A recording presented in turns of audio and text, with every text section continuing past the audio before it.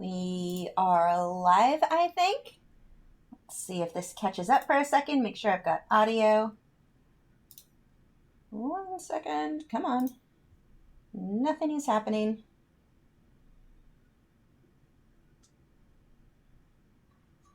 What are you doing? Come on.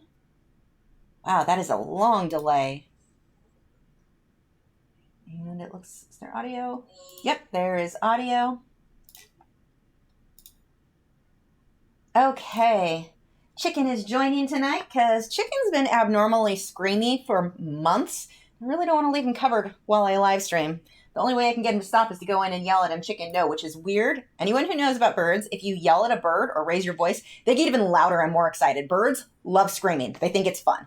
So, but for some reason, if I go in with a firm voice, I'm like, Chicken, no, he'll stop. It's really great, but not during a live stream. So I decided, since it was just graphite tonight, you're excited, huh? Let's just bring him in. He'll hang out with us tonight. Okay. And let's go. So yeah, I'm in an apartment, and normally it wouldn't be that big of a deal, but in an apartment, my neighbors don't need to listen to Mr. Screamy Pants over here. So I decided to go ahead, and we've been trying to get him quiet until we move into a house where he can scream his little head off.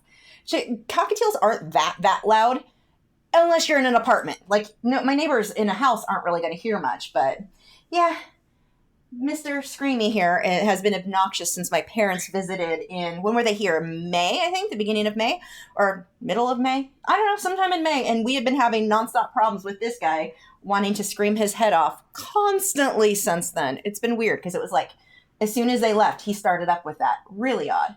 Okay, so starting with the drawing tonight.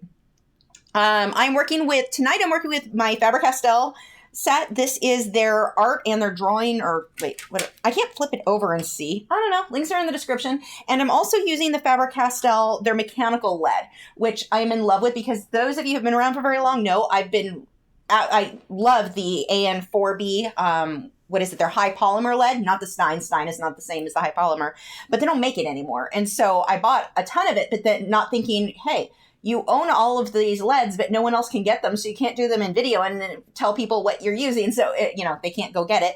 That's not cool. Anyway, I found this one, the Faber-Castell 2B. It is very similar to the AN4B LED that I used to use. Super happy with it. It's what is currently in my mechanical pencil. So what I'm working on in this portrait that I feel like I'm never going to finish, but one way or another, it has to be done Friday night so that I can have it ready for Patreon next week. But what I'm working on is just building up the contrast on her face. I'm not super focused on tiny, tiny details right now.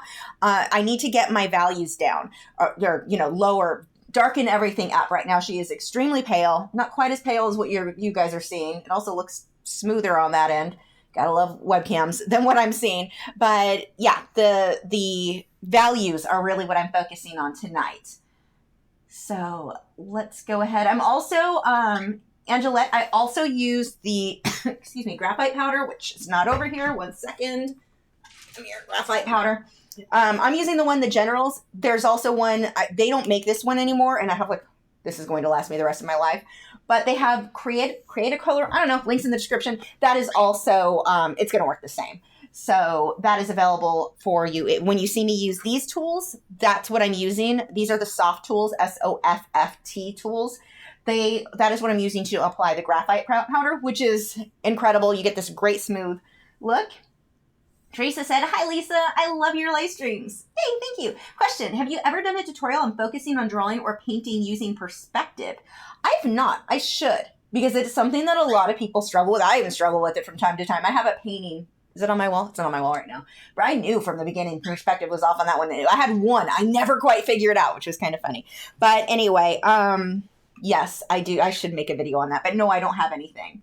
Thanks, Nick. Okay. And I'm not going to do my wee me. I keep saying me-wee.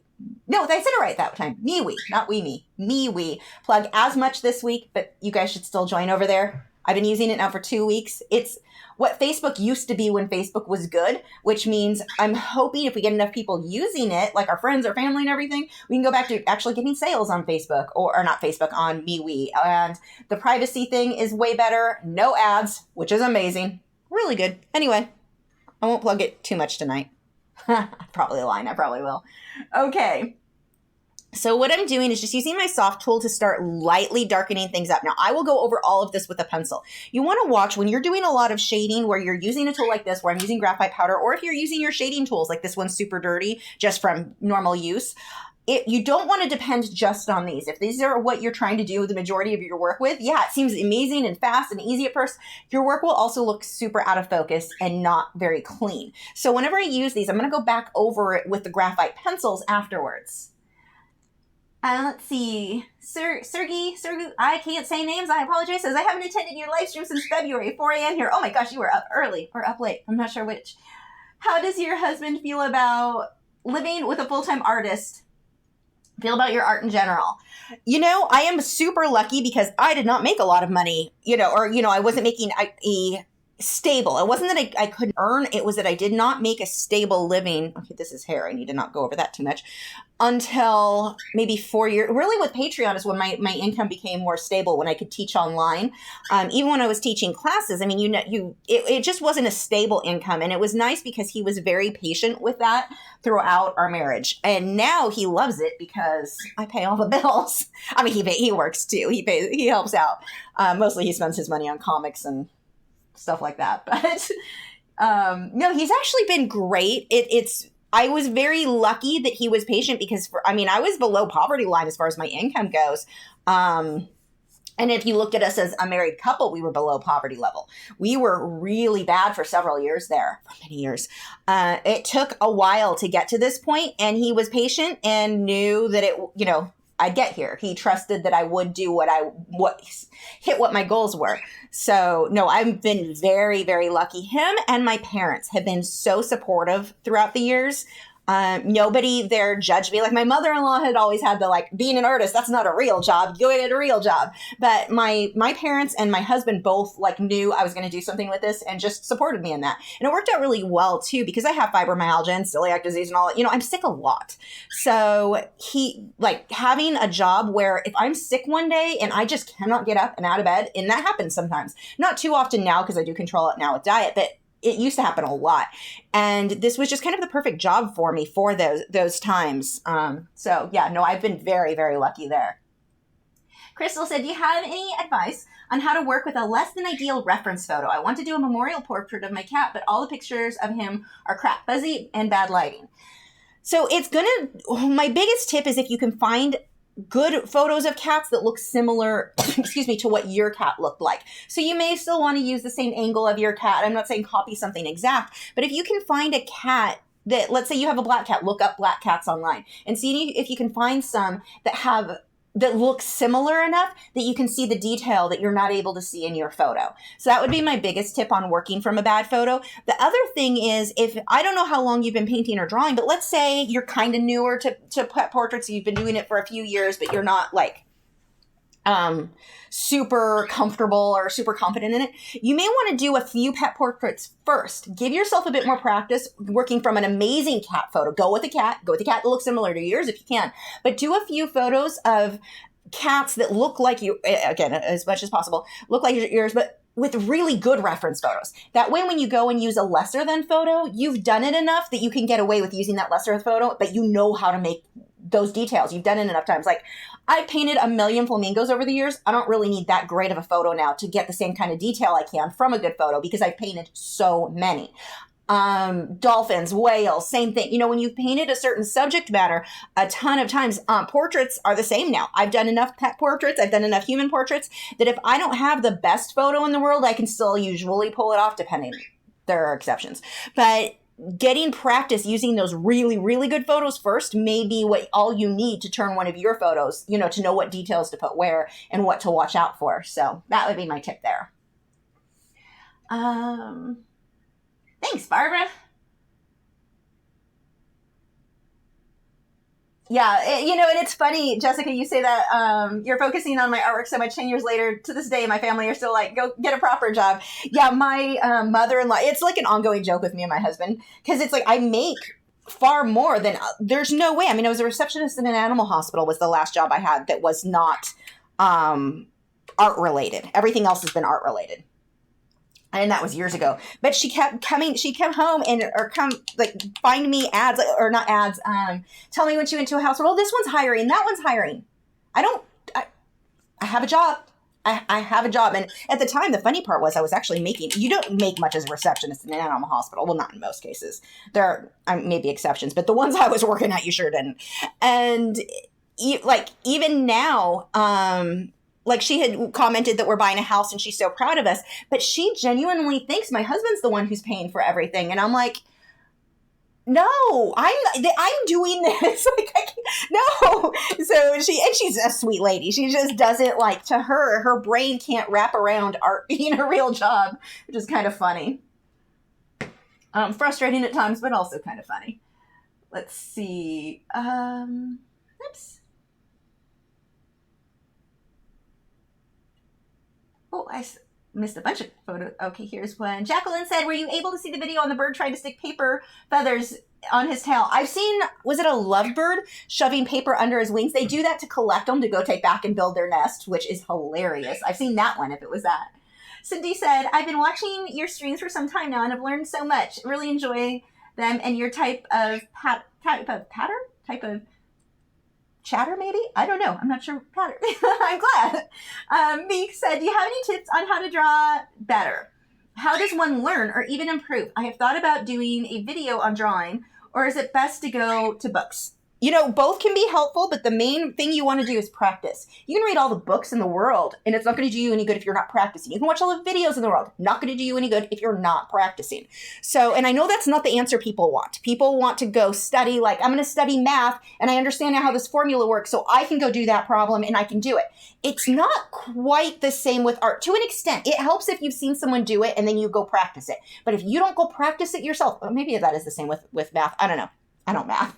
But if you don't go practice it, it won't matter. Same music, whatever. I can watch all the music theory books or videos or whatever in the world. I can understand key signatures. I can understand all of that. But when I pick up that violin, if I've not been practicing like now, it's going to sound terrible.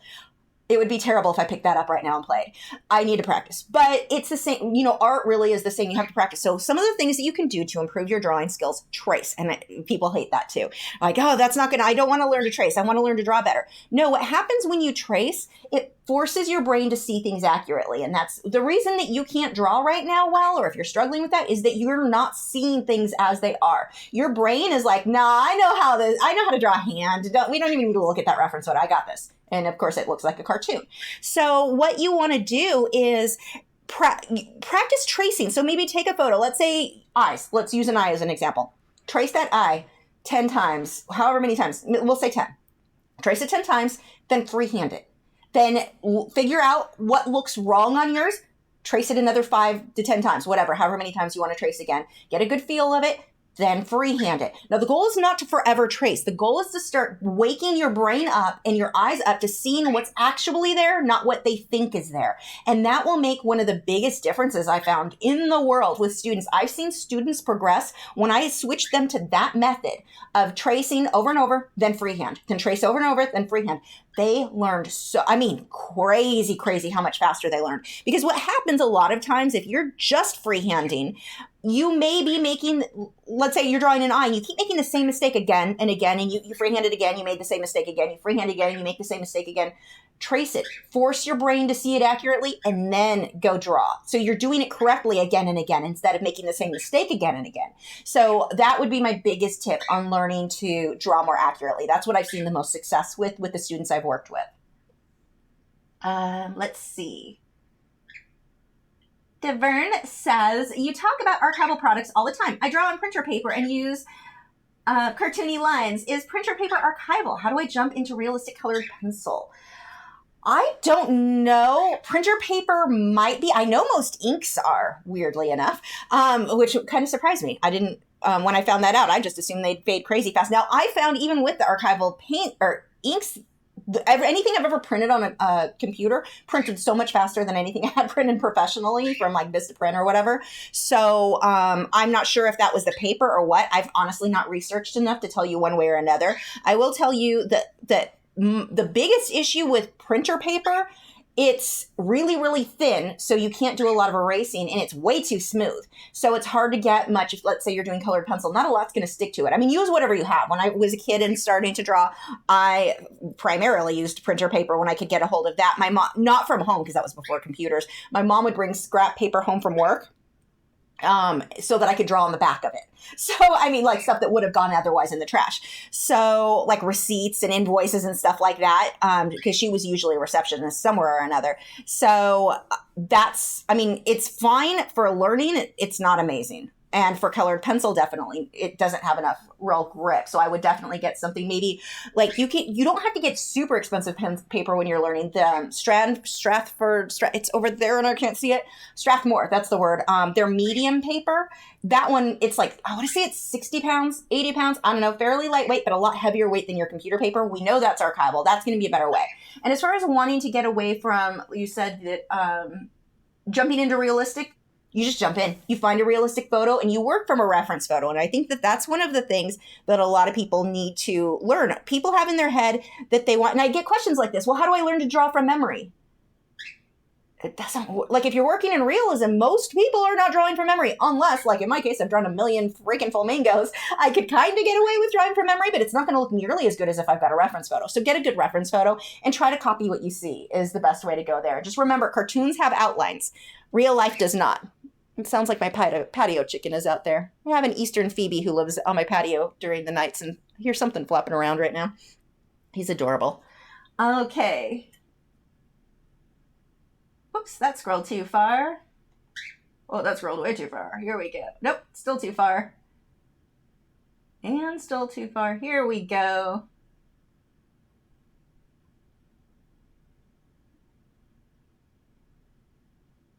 Thanks, Xerxes. Yeah, I would say, well, maybe not too much. It looks the what you're seeing on the video, because it's the webcam. Words are hard. It's a little bit smoother. Mine has more detail. It's a bit more crisp, and you guys will see that in the real video, the full video. But yeah, it's Sergiu. It's always is how you say it. Okay, Sergiu. Let's see if I can remember that. Always cracks me up when you try to pronounce my name. Am I working on any other project in the background? Am I working on any other? No. I was doing some stuff for Faber-Castell, but the person, my contact there, quit or was fine. I don't know. She left the company. And so now I've got a new contact, but I haven't reached out to them. So I don't know what. I've got some stuff on hold for them right now for all those supplies that they sent me. Speaking of, half of the pencils I'm using tonight, they sent me. The other half I purchased myself just for transparency. But it's not a sponsored video otherwise. They were just payment. They weren't even for a video so much as they were payment for the videos I'm making them. But yeah, so that I'm not doing anything else right now. If you're not on Patreon, I just did a canary, so you wouldn't have seen that. I need to post that over on Patreon or on Instagram and MeWe. That one I really liked how it came out. And I will probably have to have you remind me how to say your name a million times because I don't remember things ever. You know, some people are like, "Oh, I don't remember names, but I remember faces." I'm like, "You're one up on me. I don't remember anything." So yeah, I'm really bad. Heather said, Tidal Gardens is 3 hours for me. Come north and we can have a day trip. I would love to go there. Do they? I don't even know if they're open to the public or if they just do stuff online. I'm not even sure. Although I've met him, so I'm sure he would let us come. That would be fun. I know they just had a barbecue. They have an annual barbecue every year, which is redundant, annual every year. You only needed one of those statements to get the same information. But I know they just had that recently. Jacqueline said, this is an awesome drawing. Thank you. Thank you, Jacqueline. Nick said, do the soft tools lift what you've already put down with pencil if you were to touch it? Not much. Not really. Not as much. I find these lift more than, I don't have the other one over here. I cleaned and I moved stuff and now I can't find half of it. Oh, here we go. This is kind of clean. Let's see how much it'll pull up. Oh, a little bit. Yeah, I guess it does pull some up. It's not like when you work with powder blender and colored pencil, it'll kind of knock some of that product off. It doesn't do that with graphite so much. And I keep dipping it into a little bit more graphite powder, a little bit more. Patty Picasso says maths, not math. I don't know what you guys are talking about. We say math here in the US. We don't pluralize that typically.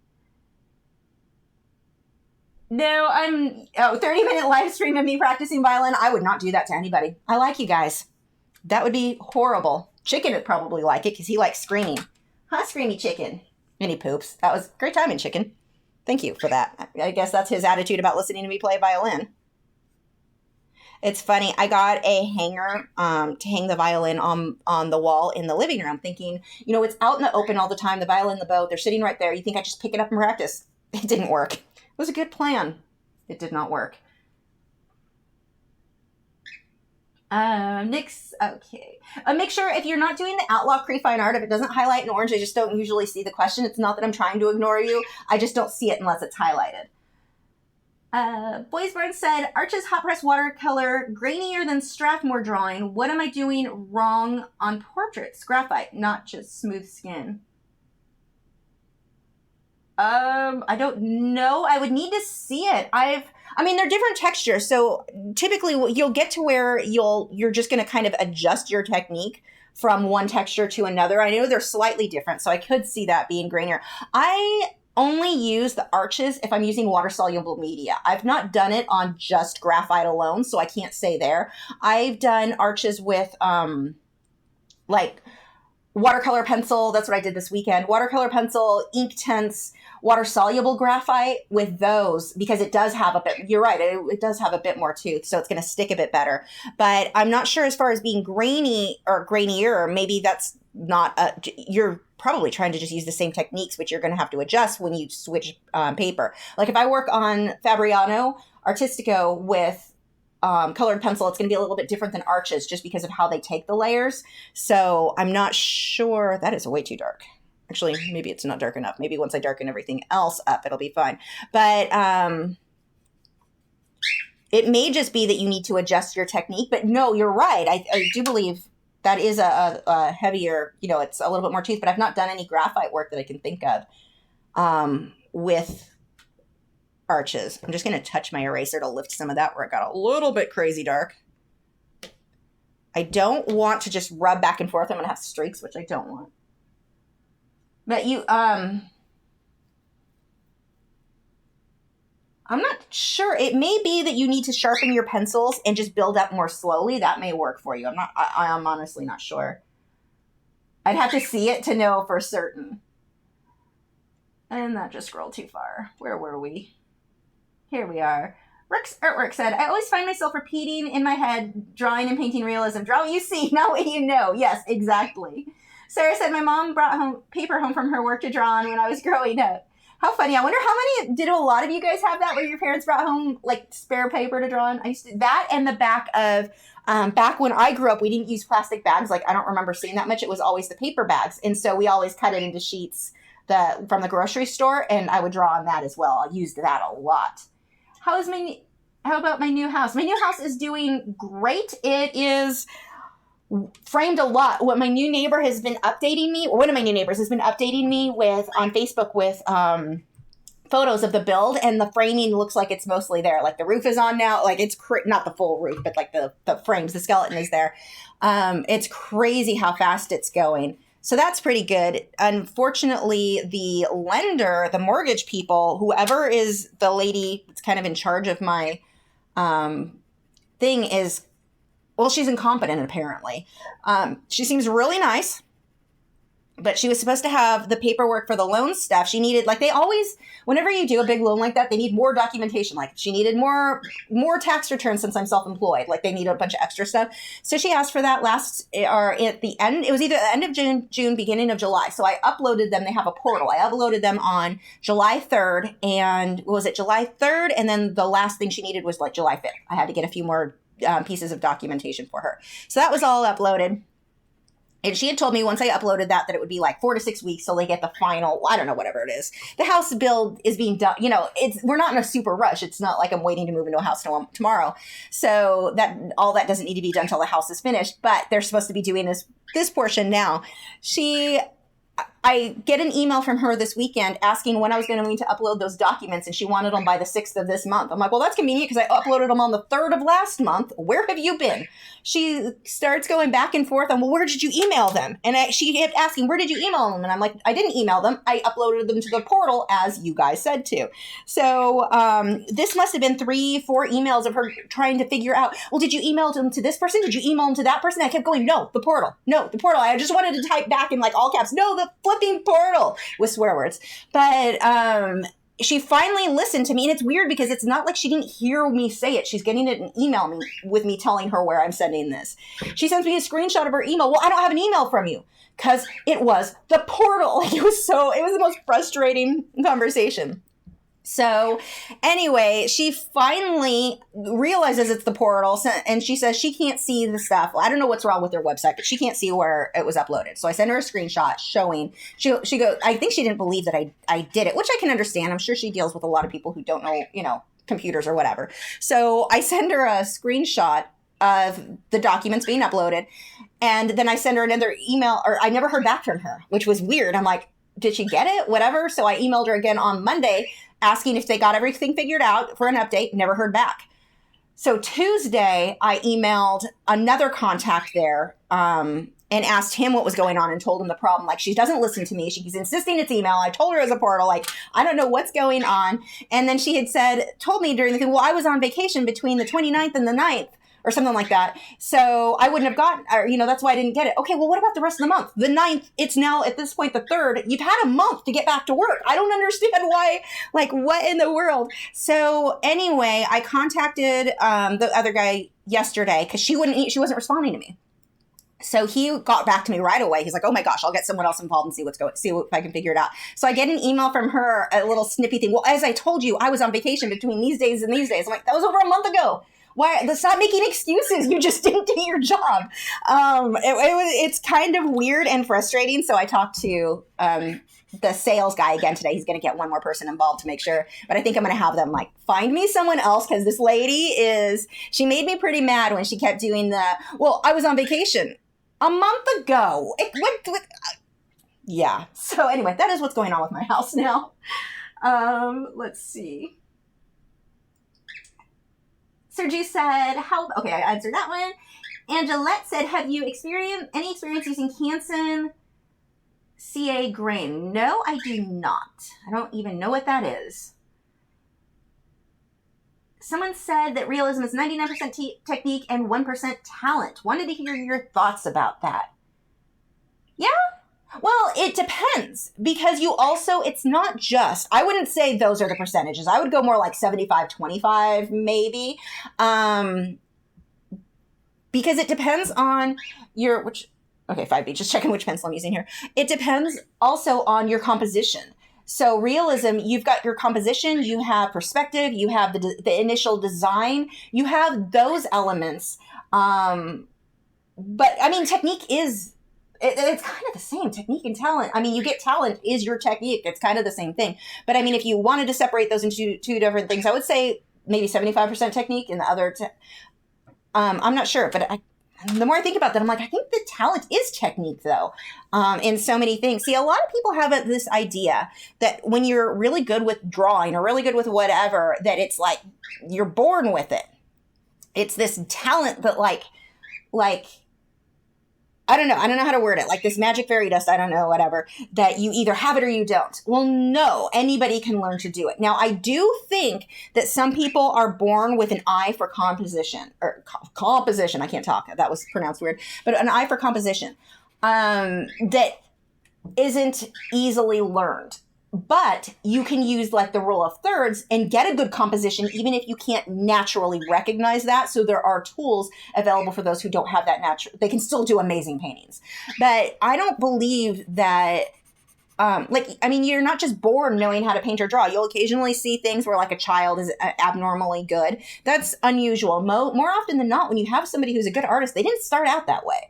That all just was technique, which would be everything anyway.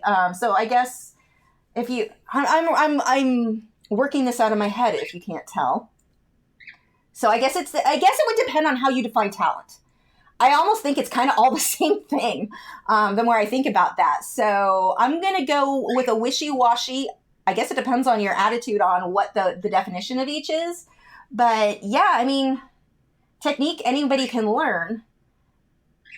Yeah, maybe those percentages are right. I don't know. That was a whole waste of, I dropped my shading tool, of me rambling while I worked out a thought process in my head because I really hadn't thought that much about it.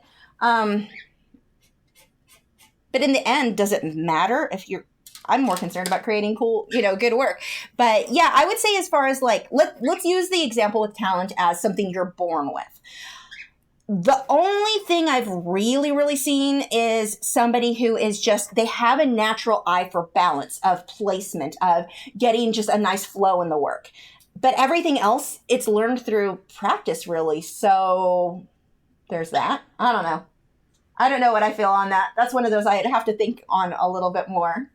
I'm just I'm playing devil's advocate with myself is what I'm doing right now, which cannot be interesting to listen to. Melinda said, I specialize in drawing portraits from photographs. Would I be a portrait or realism? You're either, both. It's funny. I'm not that big on labels. There's certain labels I'm semi-big on, but for the most part, I'm not huge on labels with art. You can call it whatever you want. I mean, when I first started drawing, I labeled myself and put myself in this box of marine artist because that's all I did. And I don't know. I definitely kind of limited myself because in my head, it was almost like I convinced myself that's all I could do until I started doing other things. But I wanted to have a label for something that didn't need to be there. When people ask me what I paint, because, obviously I do portraits and realism. When people, maybe it would be both. Maybe you're a portrait artist who works in realism. You could use that as an example. But when people ask what I paint and draw, I say photorealism, surrealism, and portraits. And I usually throw portraits in there because a lot of people don't necessarily, like the average, if they're not an artist, when you just say realism, they don't necessarily always think portraits. So I'll sometimes throw that in separately. But you would be both. I mean, really, because if you're working from photographs, that is photorealism. That's what photorealism is. So you are a working in photorealism and a portrait artist. You could use either way. Hillary, is it possible to find the reference you're drawing from? Yeah, if you look on Pixabay, if you're on Patreon, I've uploaded them there, but it's over on Pixabay. If you look up like summer and girl, it should come up. How can I get better at drawing people? Practice. Practice and try tracing them, I think helps too. Get a good reference photo and trace it. And then maybe trace it 10 times. This is what I was talking about earlier, so I'm not going to go over it too much. But trace it again and again and again, say 10 times, then freehand that same portrait. Then figure out what went wrong.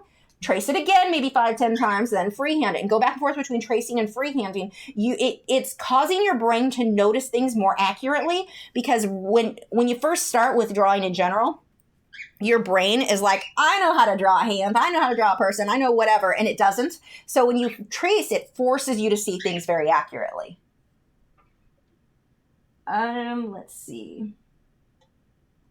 Fem said, I'm really missing your shorter 5 to 10 minute YouTube videos. Will I be doing any more of those? Vlogs? Yeah, probably. I'm having an issue. See, this is what I did, which is kind of stupid. So I've been doing more work on the editing side of things, but it takes so much longer.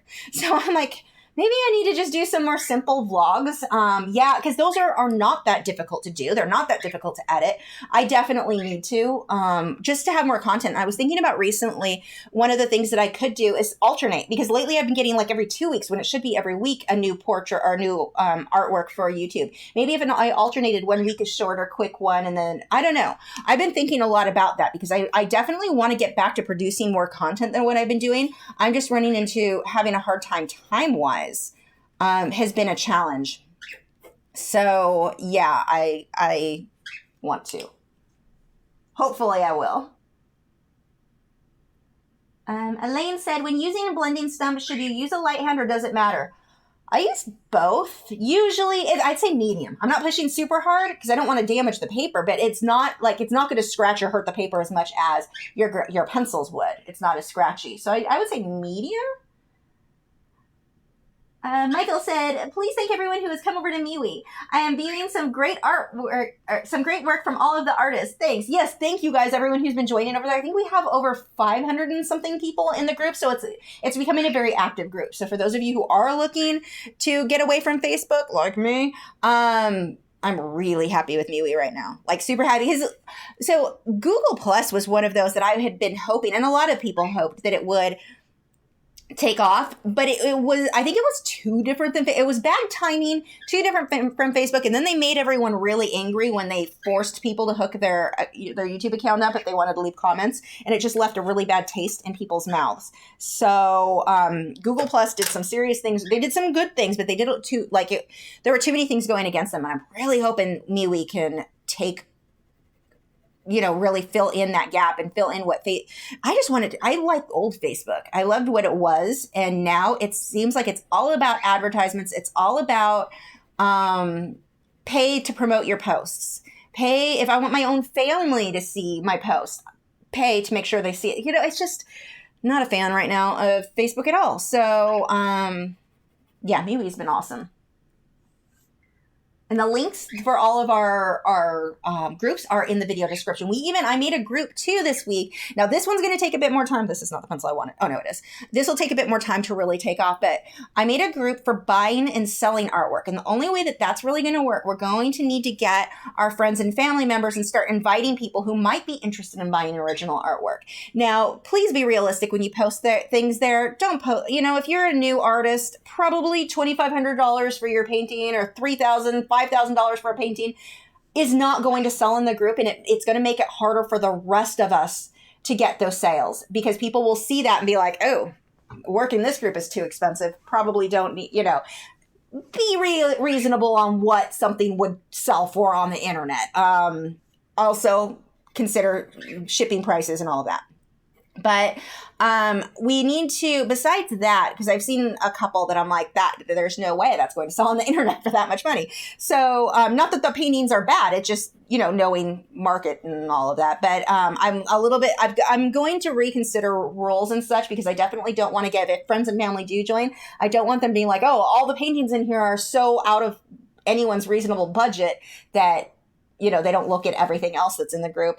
But anyway, so I may have to rethink some of the rules in there, but we need to get friends and family or other people that might be interested in buying artwork. Right now, it's pretty much all of us artists, which is good. It's something for people to scroll through once we get others in there. But that's a group that I'm hoping that some of us can get some sales, whether it be on prints or original paintings. If you do join, I do recommend, instead of just posting, here's my website, you can go buy my art, which you're welcome to share, but I don't think that's going to work in the long run. I think posting an individual painting, this is the painting or this is the print that's for sale. Like, of course, you can go to my website and see more work. So that makes sense. But post like an image, I think of, and this is something we're all going to figure out as we go along, because I've not done a group like this before.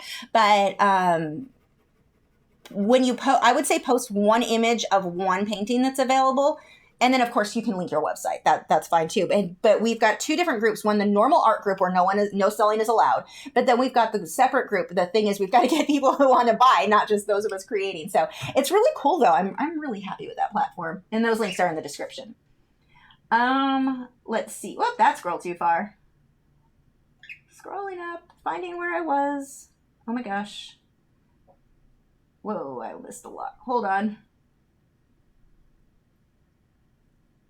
Was this the last? Nope. Oh my gosh, I'm missing a lot. I need to answer questions faster. Okay. Sergey said, have your opinions changed regarding Derwent Lightfast, knowing that the second set is mostly rated Lightfast 2, although they released it a year later? No, I have no problem with that. I thought that Derwent made a mistake when they were trying to make them all ones. Ones and twos. Twos are still extremely light fast. Ones and twos, fine. And one of the reasons, my understanding from what I heard, was they didn't release additional colors right away because they were trying to make everything a one. Certain colors are just not going to... You limit yourself too much then. So no, ones and twos, totally happy with. Both are considered extremely light fast. So no, I would rather have more colors and have things ranked to 2 in this case, because like I said, 2 is still very, very light fast, than only have ones and fewer colors. Now, I wouldn't want like 5s to get even more colors. 1s and 2s are what I would consider good. So no, I'm still excited about those. Kat said, hey, I finally caught you're streaming at 3 a.m. here. Oh my gosh, you're up late. Wanted to say thanks for the great content. Thank you for watching. Sam said, what is a good way to stop using grids? All I can think of are my smart comments of, you stop using them? I'm not sure how to answer that other than stop using them. I always remember there was a commercial years ago, or I don't remember, a video of somebody who was trying to quit smoking, I think it was, and they'd go to the counselor and they're like, we're trying to quit. The counselor's thing was to scream in their face, then stop smoking. That's how you stop. I don't know. I'm saying it wrong, but that's like what just popped in my head. I don't know. I mean, I never really got into grids, so I'm not sure if I can help much there. I always found grids to be way more time consuming than just freehanding. Like I've one of the times I tried using a grid on my first portrait, actually, I used a grid and found out my grid was slightly off enough that it just barely distorted the face. And it was like, forget this. I erased it all and freehanded it and got it perfect. So, I've never been one for grids. I've just never been a fan. I mean, I'm not against them. I just don't enjoy using them. Like, didn't work for me so well. So, I don't know that I have much advice for you there. I'm sorry.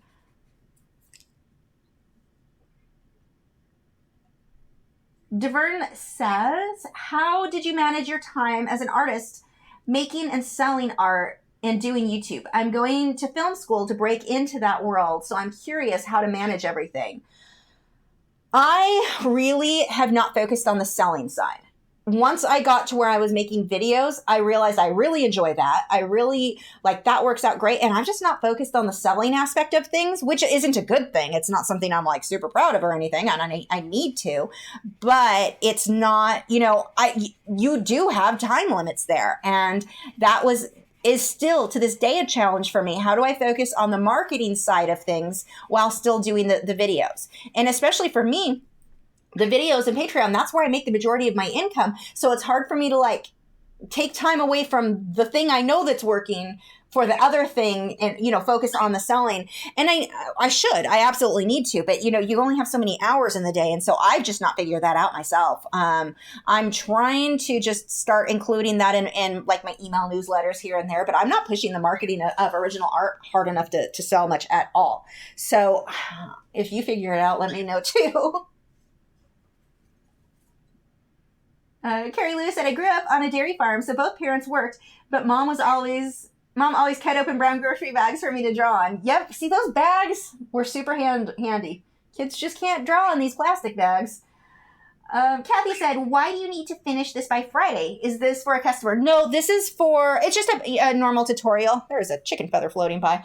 But I've got to have just the schedule for getting stuff done for Patreon. I cannot push this back any further. I separated into 3 lessons with a couple of projects in between, and I just need to be finished with this so I can start the next project. But it has to be done by Friday in order for me to do the voiceover on Saturday, just the way my schedule works, so that I can have it up by Tuesday night, which is for most of you guys ends up being Wednesday morning because it's late Tuesday. So in order to be done, I have to be done with it on Friday. I cannot drag this out any longer. Elaine said, I'm using Fabriano Artistico hot press, and the artist tape really tore up the paper, and the clipboard indented the paper, the clip part. Is that a fluke or norm for that paper? Well, I don't use the clip at all, ever. It will indent any paper, so that I just don't use. But for the tape, what you want to do is pull slowly. The longer you leave the tape, and you can't see this, hold on. Well, just know that I've got masking tape all the way around it on the board. But the longer it's been on, and in my case, I've been working on this for a month. So that tape is really bonding to that paper at this point. When I pull it off, 2 things have to happen. 1, I have to pull it off slow, super slow. And that's recommended anyway. This is not a Band-Aid. You don't rip it off fast, but I'm going to pull away from the artwork and slow. The other thing, take a hairdryer on low heat. Just heat that tape up, and it is going to let go so much easier.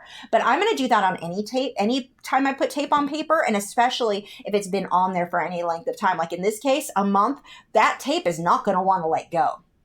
The longer the tape is on the paper, the more it's going to want to bond to it. So normally I tell people when the tape is on, try not to leave it on that long. But like this is going to be one of those cases for me where I am leaving it on for a really long time. So I'm probably, when I rip it off, I'm going to take a hairdryer, heat it, and then slowly pull it away from the artwork. Don't ever pull in. You will all, that's how you rip paper. Like, yeah, you can rip it or pulling away, but you rip it towards it and that's a mess. If you get a little tear, you want it going away from the work, not into it. So those would be my tips there.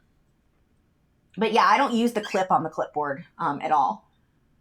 Oh, patter equals chat. Gotcha. Michael B said, my stepdad would bring home these huge rolls of paper for us to use. It was awesome. I think it's from the local newspaper, if I remember correctly. That is cool. You know, butcher paper works too. If you like have kids and you're looking for like just a lot of paper, you can get big rolls of butcher paper for fairly inexpensive. That's good to practice on too. Vladimir said, have you tried any of the Strathmore 5000 series paper for any of your work? Mixed media, heavyweight, mixed media, Bristol, etc. I think all of mine are 400. I might have a 500. I'm pretty sure I don't know because I don't remember things. I think I've done the 400, not 500. I think. Maybe. I don't know. I have no answer for you. I'll look into that and get back to you next week because I'd have to see what all I've got. But I think it was the 400 that I used. Could be wrong.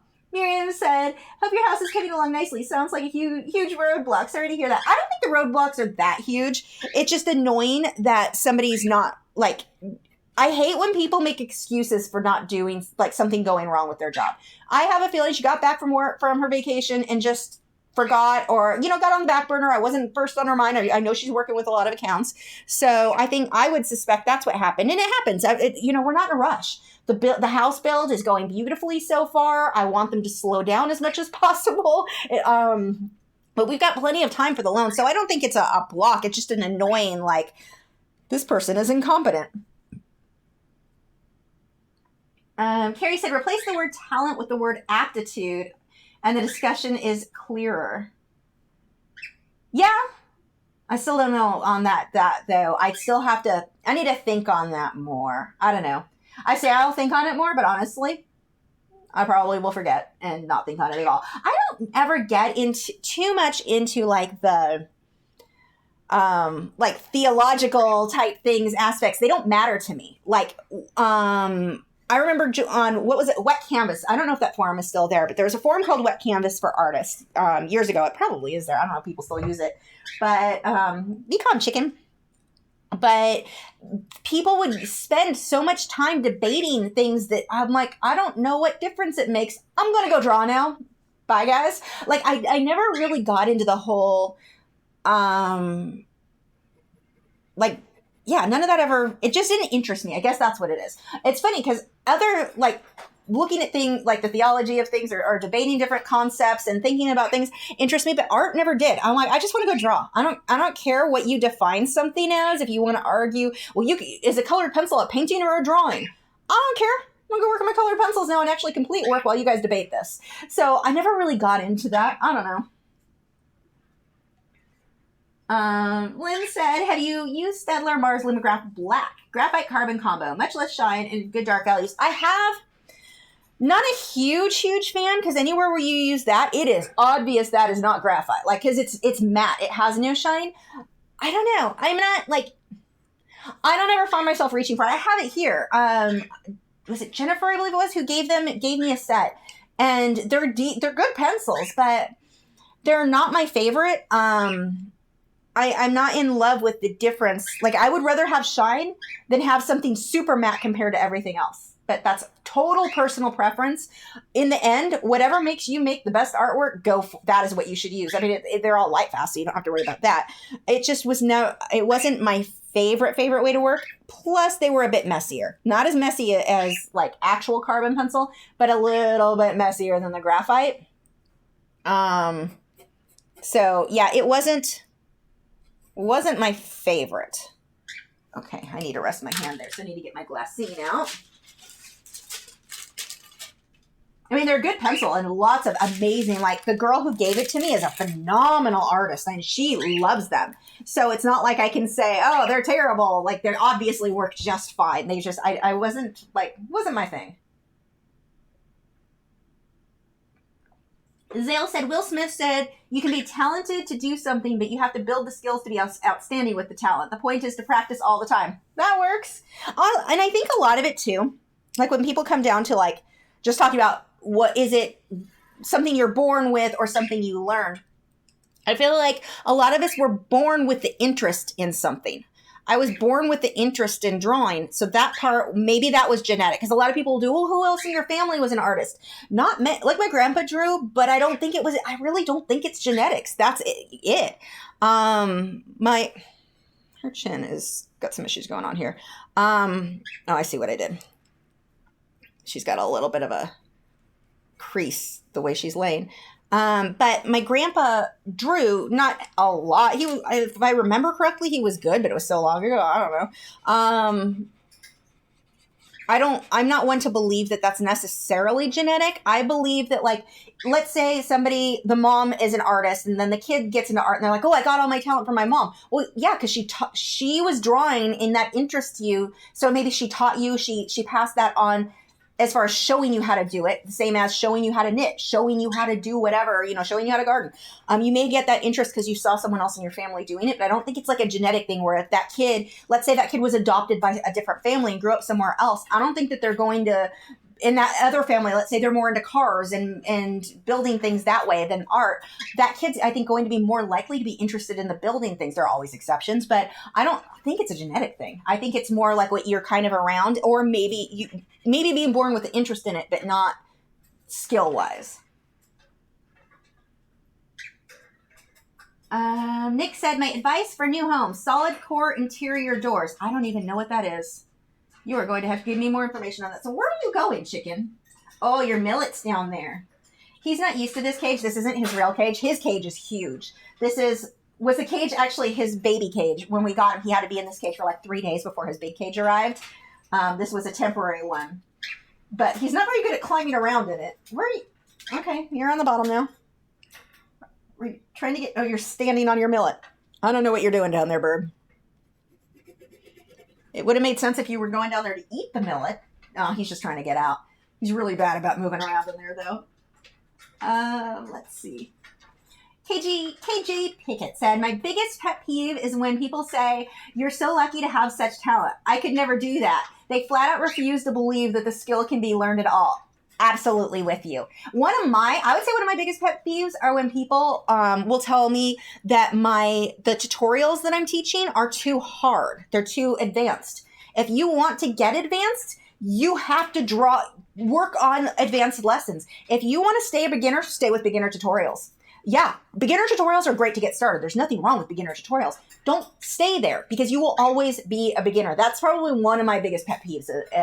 I'm not skilled enough to do the hard stuff, and you're never going to be if you keep doing beginner stuff. You will never, if you want to improve, you have to jump into hard stuff, things that are beyond your skill level. Sure, they may not look amazing when you're starting. That's how you learn, though. So that's funny, though. That's my pet peeve.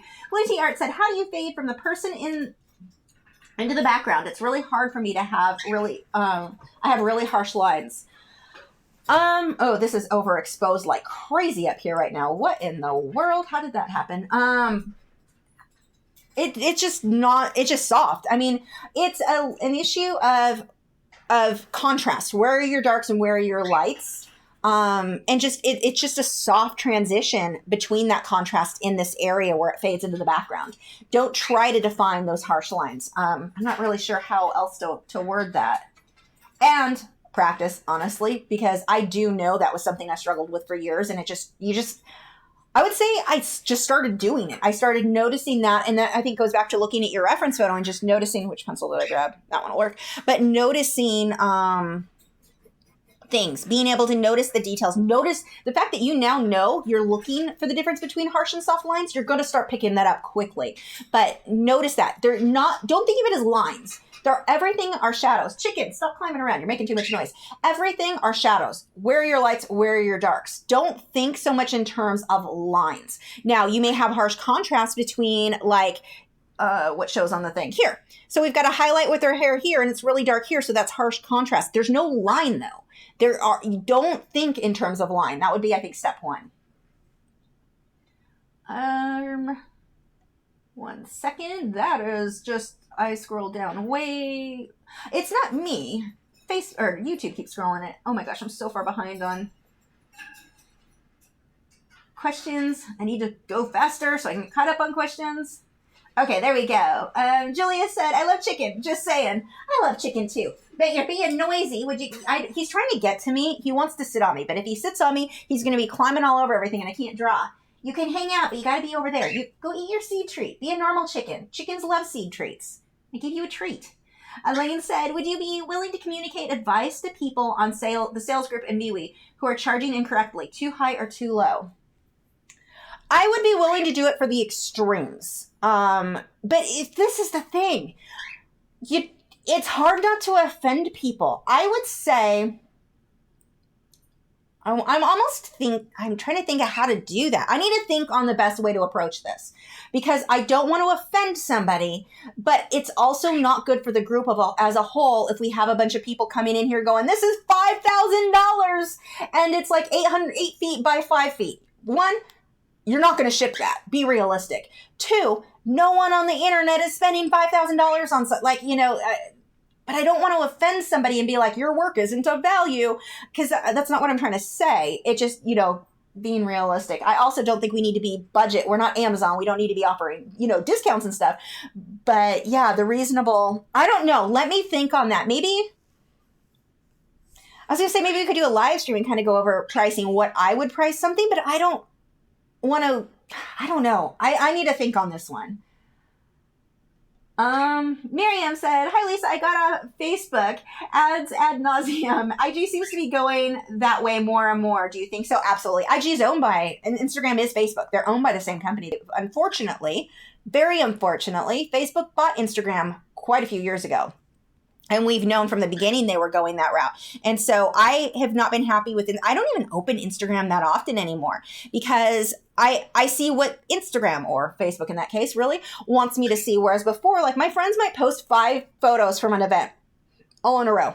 I'd see that all chronologically. And now Instagram's like the more people who comment, it gets bumped to the top. So I may be seeing posts from days ago, not current. Why couldn't I see it the day it was uploaded? But they decided I didn't need to. And I'm not a fan of any of that. I want the ability, and those of you on MeWe, you have the ability, changing your settings if you're seeing things chronologically, or by like if there's a new post, it'll come back up to the top. So I set mine to chronological because that's how I enjoy viewing content. But we all have to, and if you guys want, I'm trying to think, if you want to post, let's put another post over on Facebook for people who want to share their link. If you want art friends, let's do that. Or if somebody, if one of the moderators want to head over to Facebook and we'll put a post like, here's WeMe. I keep saying MeWe. I do hate the name, I have to say, because it just confuses me. It makes me dyslexic and I don't know why. But it maybe another post where everyone can post their accounts if you want artists to friend you. That way it's going to be more fun and more likely to use it if we've got artist friends over there to follow. So that's why I open mine, like anybody can friend me on mine. It's like Facebook, I don't accept all, like I usually don't even accept friend requests now. I mean, you can follow me, but it's not like on my friends list. With MeWe, I'm like, let's all be friends. So if one of the moderators wants to start a post over that with everybody, everyone can leave a comment so we can all friend each other. Let's see. Urban, did this scroll too far? Probably did. Urban said, this isn't art related, but wouldn't wind be scarier if you could visibly see it? It would be terrifying. Although I like when you can see the leaves blowing in the wind, you can kind of see it. That is random. Boys Barn said, portraits. I started with the grid system, then placed 8 dots indents by pressing on the original paper for eyes, 2 for the nose, 2 for the lips. I enlarge the original size I'm drawing. Those are good tips. That's actually a really good way, just the measuring your work against itself like that, too. That's a huge tip. When you let's say you don't want to do grids anymore, measure your work. And you should do this anyway. Even like I traced this, I'm still going to measure my work against itself. So the way that you do that, let me find a piece of paper somewhere. Do I have paper anywhere? Oh, here's one. So the way that you want to do what you want to do, like I can go the distance between her nose and her lip. this far. What else is that same? Well, the distance between this part of our lip and the bottom needs to be the same. So when I'm going to figure out what things like that on my reference photo is actually where I'm going to do that first. And I'm going to go to my artwork and go, okay, is the distance between here to here and here and here the same? Because that's what my reference photo is showing. And if it's not, then that's an easy way to know you need to adjust something. So you can check your work against itself. Like I know the distance between the nose is here and here, which is also the same as from here to, here to here. Maybe it's not, I'm not actually measuring exactly, but you find one measurement that you've decided this is accurate. What else is that same? What else should be the same distance? And you can really check your work against itself that way. It's very helpful.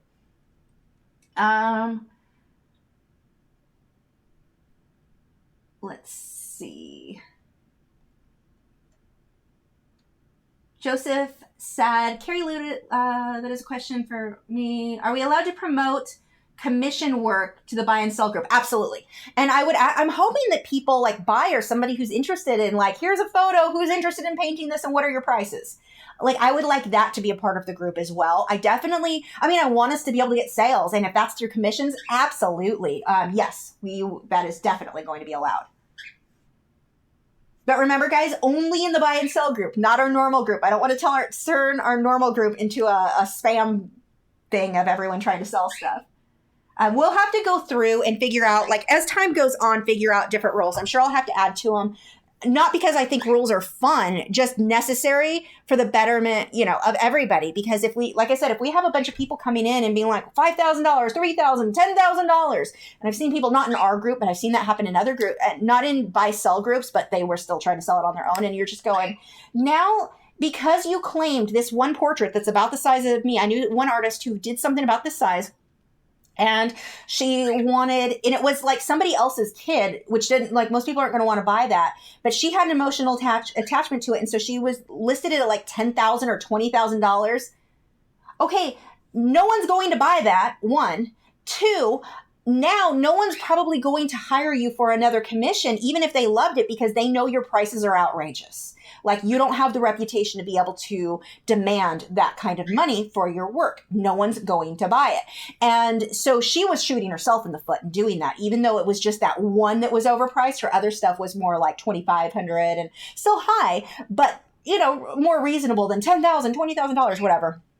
So I don't want a bunch of artists in that group. So we're definitely going to have to work through some things. If you guys have suggestions, let us know. If you want to let the moderators know, or maybe we can just open up a discussion in that group of what ideas people have that they think would be, helpful to everybody, because we don't want bad and I don't want to say it's bad because I don't want to insult somebody who wants that for their artwork. It's just knowing that doesn't sell online, and then it's bad. I don't know. We'll have to figure that out. Fem said, Derwent just released paint pens and line markers. Both of these sets contain only light fast colors, they claim. That sounds cool. I'll need to ask them to send me some. Sergio said, I swear the look you gave the camera when you were about to say, then stop using that, you deserve at least an Oscar. How do you feel when you see drawings, paintings inspired by you? I love it. And I've had a few people contact me going, look, this person's copying you. And I'm like, that's awesome. I love it. I mean, as long as it's not something that like if I've purchased, let's say from wildlife reference photos, a picture of a giraffe, you guys have to purchase that too in order to draw that. So that's the only time I might be a little concerned, like, ooh, did you buy that reference photo? Because you could get in trouble, and I don't want you guys to get in trouble. But other than that, like something that's inspired by me, oh my gosh, I'm so flattered. Like, I think it's the coolest thing. And it's funny because sometimes you'll see artists that get really upset, like, by that same concept, like the way that I'll do light bulbs with butterflies in front of it, and I'll see somebody else do it. And other artists that in the same situation I've seen get really upset. They took my idea. No, they didn't. It's not a straight copy. They were influenced by you. I don't know. I find it to be flattering. Let's see. Sarah said, I tried using the grid once only because I heard so much about it and how helpful they are. I was frustrated and I quickly decided it's not for me. Yeah, I'm right there with you. There was math involved. Right there, I'm out. Let's see. Susan said, thanks for the hairdryer tip. I'm doing a graphite portrait that has been up for some time. If I ripped it, I lost a huge chunk of my life. Yeah, hairdryer helps. Actually, it was one of you guys who told me about that because it didn't even cross my mind, and it totally works. Was it Joseph? I don't know. One of you mentioned that. But yeah, if you heat that up just a little, it comes off so much easier. Devern said, this is my last question, and the most important. What is the difference between clear inspiration from a particular artist versus what you would be considered plagiarism? Plagiarism was when you copy exactly what they did. So let's use an example. I've got a painting on the wall that is a space scene. I don't think I can make you see this. How can I pull this up so you can see it? I don't know. It's a space scene, and I'm just going to go to my website and download the photo to use as my example. 1 second. Lachri.com/gallery. I could really just grab any of these, but let's grab a serial one. Scrolling. Okay, actually, this isn't the same one, but it'll work. Let me save this. I know. I hear you, chicken. It's very exciting, isn't it? Image. Let me add this. Browse. Where? Oh, crap. Where did I save that? Pictures? Hey, yay. Okay. So here's a painting that you guys can't see yet. Let's pull this up. Now you should be able to see it. Maybe. I don't know. I don't know how to work computers, apparently. So here's a painting that I did that is a scene inside, like I've got the wood background, and I have a tendency, I've not done wood backgrounds in a long time. I need to do another one soon. I'm all motivated after seeing that again. But I've got the wood planks in the background. I've got a scene inside a scene. I've got the tree is coming out in front of the wood. I've got, the water is coming in front of the spilling out. And I have seen so many artists do very similar after seeing these. Once I started putting them on YouTube, and once actually it wasn't right away. It wasn't until people started following me on YouTube, which took a few more years. But I see a lot of paintings like this now. It's not exact. They took the concept of a scene inside a scene, and people before me did scenes inside of scene. It's been done for hundreds of years. Like there's nothing you're going to do that's so new no one's ever done it before. But somebody else does a scene inside a scene, wood background. They make a border like I did. They've got water spilling out. You can use the idea. When it becomes plagiarism is when you just copied the same thing and you look at it and go, that's the same painting. It's not the same concept. It's the same painting. That is plagiarism.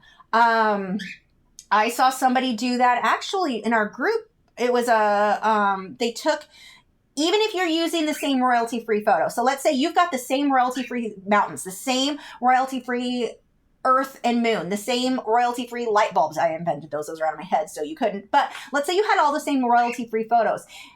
You have the right to use those photos in your artwork, but not exactly the way mine is drawn out. You can't put the Earth and the moon and the tree in the exact same space, even if you have rights to use those photos. That is plagiarism. The same concept, a tree with, and there is a line that I think starts to get muddy in between those two. But using the idea of a scene inside a scene, wood in the background, all that, you're fine with that. That's just, you're clearly influenced by that artist, but it's not exactly the same. When you start painting, the same snow scene, the same light bulbs, even if you move the light bulbs off to the side by 5 inches, it still would be, you'd be on the border there with that, where I'm talking about, like, that gets muddy. That you want to watch. Now, here's another thing that you want to keep in mind anyway. I'm going to pull that out and then go back to drawing while I chat. Here's another thing to keep in mind, though. You don't want people to think you're just copying other artists. If you're selling work, now, if you're doing it for your own practice, copying other artists is a great way to learn, as long as the other artist allows you to do that. But that is, that's fine. But when you get to where you're trying to sell work and it's influenced, fine, but when it's a little too close to what another artist is doing, you're not unique at all. And especially if your skill level is not quite up to what the other artist's is, but it clearly is trying to copy that, it kind of makes you look bad to potential buyers and fans. I mean, why would they buy you that when they can get the better one of the same thing? Try to get, you want your own ideas, your own version. Being influenced, totally fine, but when you start copying, that's when it gets to be an issue. But yeah, I love when stuff. Oh, Wit Canvas does still exist. Huh. And it's still lame, Joseph said. They got bought out. They were a smaller company, like privately owned or something like that. And then like a big artist, was it an art magazine? Something big bought them. I don't know.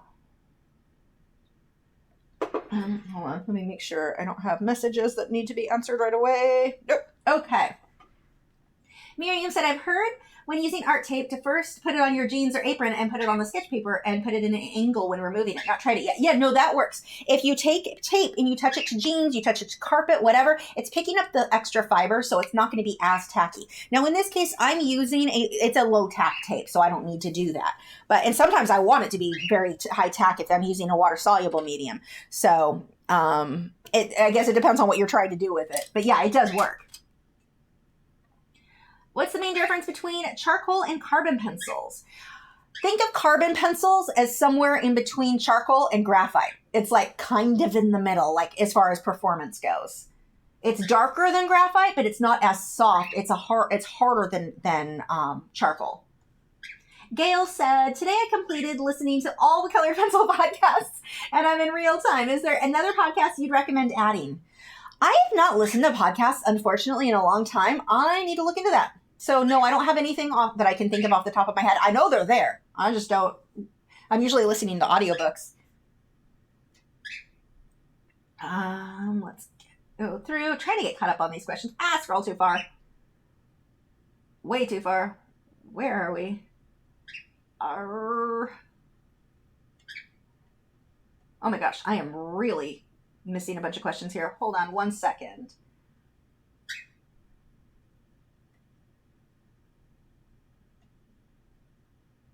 Holy crap, I'm missing a lot. I'm like halfway through the chat. Okay, here we go. Let's do a really quick, I'm just going to go through these as fast as I can. Let's try to keep it short. Like, what do they call that? Like, bullet round or speed round or... I don't know. Let's see if I can do this quick. Rick's artwork. My cousin and I are the only artists in the family. He draws a lot of anime and it's pretty good. He can't do realism. If his life depended on it, I'm the opposite. It is what you practice. Absolutely. Totally agree. Miriam, art takes time from practice. Keep at it. We weren't born knowing how to write, walk, ride a bike, etc. Exactly. And that's something that so many people seem to misunderstand and think like, art's a weird thing. People think that you either have it or you don't. And it's like, I don't know what it is about art that people think they can just become an artist without practice. A doctor goes to school for 8 years minimum on top of regular schooling. Like, it's not overnight. And for some reason with artists, people think it's something you're born with. No. You are right. Elaine said, I'm just realizing you haven't been saying make the lights lighten up and your darks darken up as much as usual. I know I've been talking more than working tonight that is more than usual. Let's see. Pauline said, would it help to have categories for pricing starting with beginners to the more experienced person? Maybe, like just as a reference. Like we wouldn't want to categorize someone as a beginner because that might offend them. But no, that may not be a bad idea to like discuss suggestions. Maybe that's something that may be a good way to go. Because people don't know. People have no idea. And a lot of times artists, when we price our work, we have an emotional attachment to that work. I mean, I do it myself. I paint an owl. Suddenly, I think owls are the best thing in the history of things. Like, I'm obsessed with owls for a while. They kind of are one of the best things. But whenever I paint or draw something, especially if it's something I haven't done before, suddenly, like, I'm obsessed with that thing. And you get this weird emotional attachment, I think, to the artwork, especially if you've not drawn many things. I mean, I'm at this point, I've painted and drawn thousands of pieces. So and I'm not over exaggerating. So I don't get as attached usually. There are exceptions. So it's easier for me to let stuff go at a more reasonable price. But with new artists, and it's very, very common, new artists have a tendency, it's one of their first paintings, they're super attached, and now they think it's worth the cost of a house. So yeah, no, that may be a good way to go. Joseph said, think of it this way if it helps. Me plus you equals me. I know. Like when I stop and think about it, I know it's me first. It's because I think of it as being selfish. Me before we. Like it's a selfish site. That's how my brain is associating. But when I say it, I keep saying it backwards. It's so weird. Ursi said, maybe $80 an hour for realistic and consistent art average pricing for your group. Suggestion to cost. Yeah, but see, I don't price by the hour at all. So I don't know, because somebody might spend 3 months on something that I would spend 5 minutes on. You know, it makes that pricing then would make no sense. Like, let's say somebody's a new artist. They're not super skilled. They spent 3 months on something. I knocked it out in 5 minutes, yet mine is somehow cheaper at a higher skill level than, and that sounds super conceited, and I don't mean it to be that way. I apologize. But like, just as an example, So pricing by the hour usually doesn't work because younger, newer artists, or I always used to say newer, it doesn't matter if they're the age-wise, but tend to be a little bit slower when they first start, so that makes it a little more difficult. Velma said, do you ever get surprised by the final product of a project? Occasionally, yeah. Occasionally I finish something, I'm like, wow, that came out better than I expected. Yes, definitely. Sergio said, yes, thank you for your kindness. You are welcome. Rangers or Astros? I hate baseball. Oh, I just lost fans, didn't I? I'm not a sports. I like hockey. Hockey's really the only sport that I like. So I grew up. My best friend growing up was a softball pitcher. Right, like little. She was amazing. Still, I'm sure she still is. I think now she coaches. But I went to so many tournaments, and I was just burnt out on that as a kid. I've never been into baseball. Hey, are you impressed I knew it was baseball? It is baseball, right? Maybe I'm just making an extra fool of myself now. Let's see. Crystal said, I'm going to start doing pet portraits, and I have my first client. I looked at Etsy listings that are similar to my style as a starting point on what I'm going to charge. That is a great suggestion. Whenever you're trying to figure out your pricing, see what other people who are in your skill level, who, doing something similar and getting the sales. And Etsy's great because you can tell if they're getting the sales. Are they making, you can see by their feedback, is what they're doing at that price point selling. So yeah, no, that's a great suggestion. Courtney said, I am glad that you said that because I started using your bokeh background and marbled background and was worried you might be upset at that. So glad to hear it's okay. I didn't invent bokeh or marbled. So somebody else could say I'm copying them too. No, I love though, if I can tell, there was an artist, I can't remember who it is, but she was doing something and she started doing the backgrounds like mine. And then she adapted it to her own. And now I look at hers going, oh, wow, hers look way better than mine. So that was really cool to see because I'm like, I'm going to take a little bit of credit that I inspired her to start that style, even though I like hers better than mine. So let's see. Oh, yeah, Joseph said it was him about the heat or adding heat. He said a heat gun because we were in an auto body. Oh, we were told to do that in an auto body to remove old tape. That'd work. I'm kind of impressed. I thought it might have been you, and I'm impressed I remembered sort of. I'm getting through the end of the questions, trying to go quick, and then I can draw again. Chandra, I can say names, said, I came in a little late, but I wanted to let you know that I think this one is one of the best graphite drawings you have ever done. Thank you. I hope so, because it's taken longer than any of my other graphite ones. Sarah, see, there's a lesson there. Just spend more time. It's not that I got better at graphite. It's that I spent more time and had an amazing reference photo. Sarah said, seeing all the painting of tigers you've done has made me want to paint one myself. I just haven't been able to find a good enough reference photo. There were some good ones. I was looking on Etsy, or not Etsy, on Pixabay. My brain shut off completely. Wow. That was impressive. And Wildlife Reference Photos has some of the best if you want to pay for them. But I was recently looking on Pixabay, and there are some really good ones. Brooks Artwork. For the MeWe buy and selling group, I think an important rule should be no disparaging fellow artists for commissions. Like, go with me. I can do that better. Yes. Oh, good. We are so adding that. Like, yes, you are right. That's actually really annoying when, I've seen that before. I've seen an artist go to another artist, like come to my art page and try to get commissions. Like, what? Are you serious right now? Although I see it on YouTube too, where people will go to other YouTube channels and be like, follow my channel. That's not how this works. That's not how, no. Sergio said, oh wait, I missed Jacqueline's. I always feel frustrated because I don't have any imagination to create interesting compositions. I used to feel the same way. I wanted to do surreal work and I couldn't think of things. And even today, I'll see something an artist did. I'm like, how did you even think of that?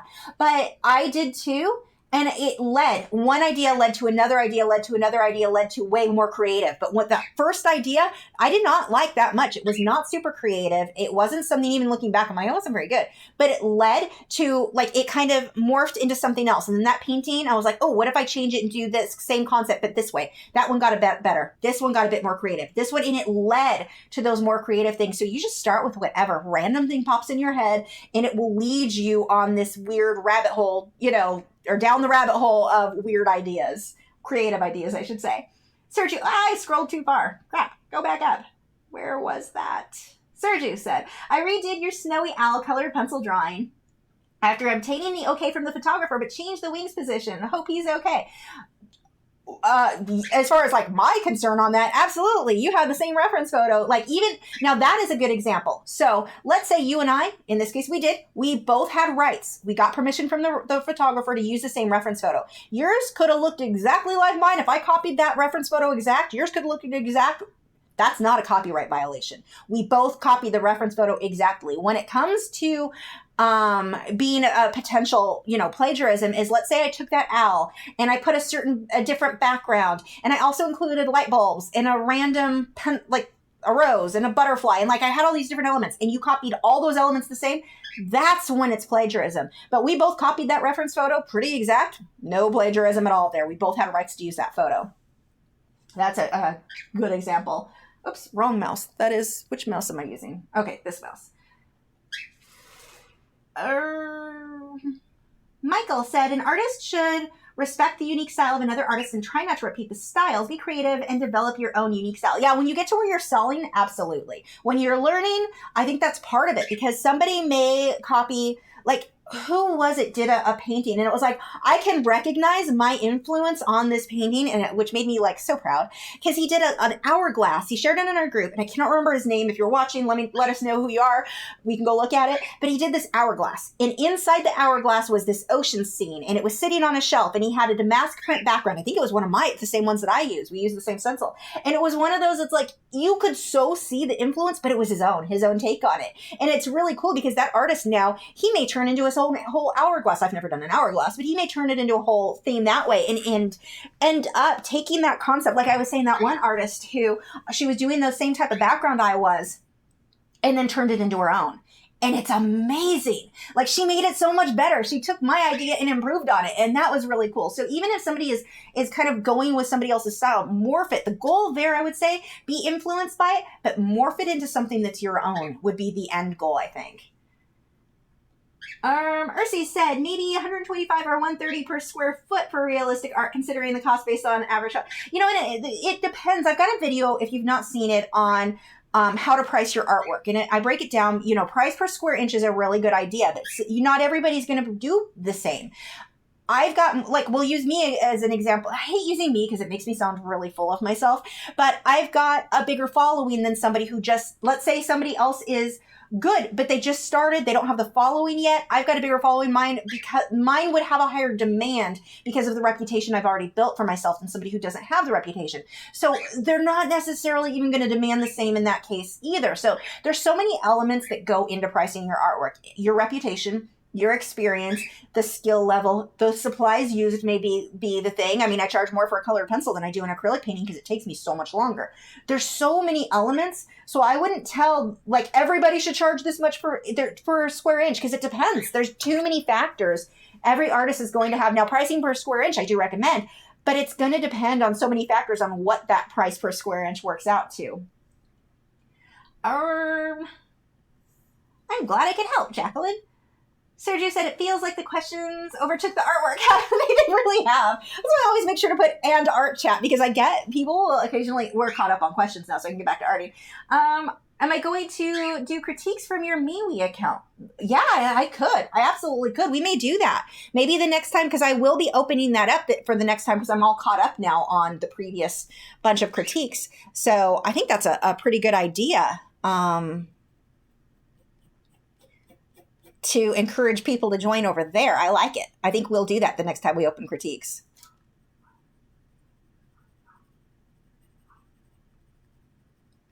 So I'm just slowly building.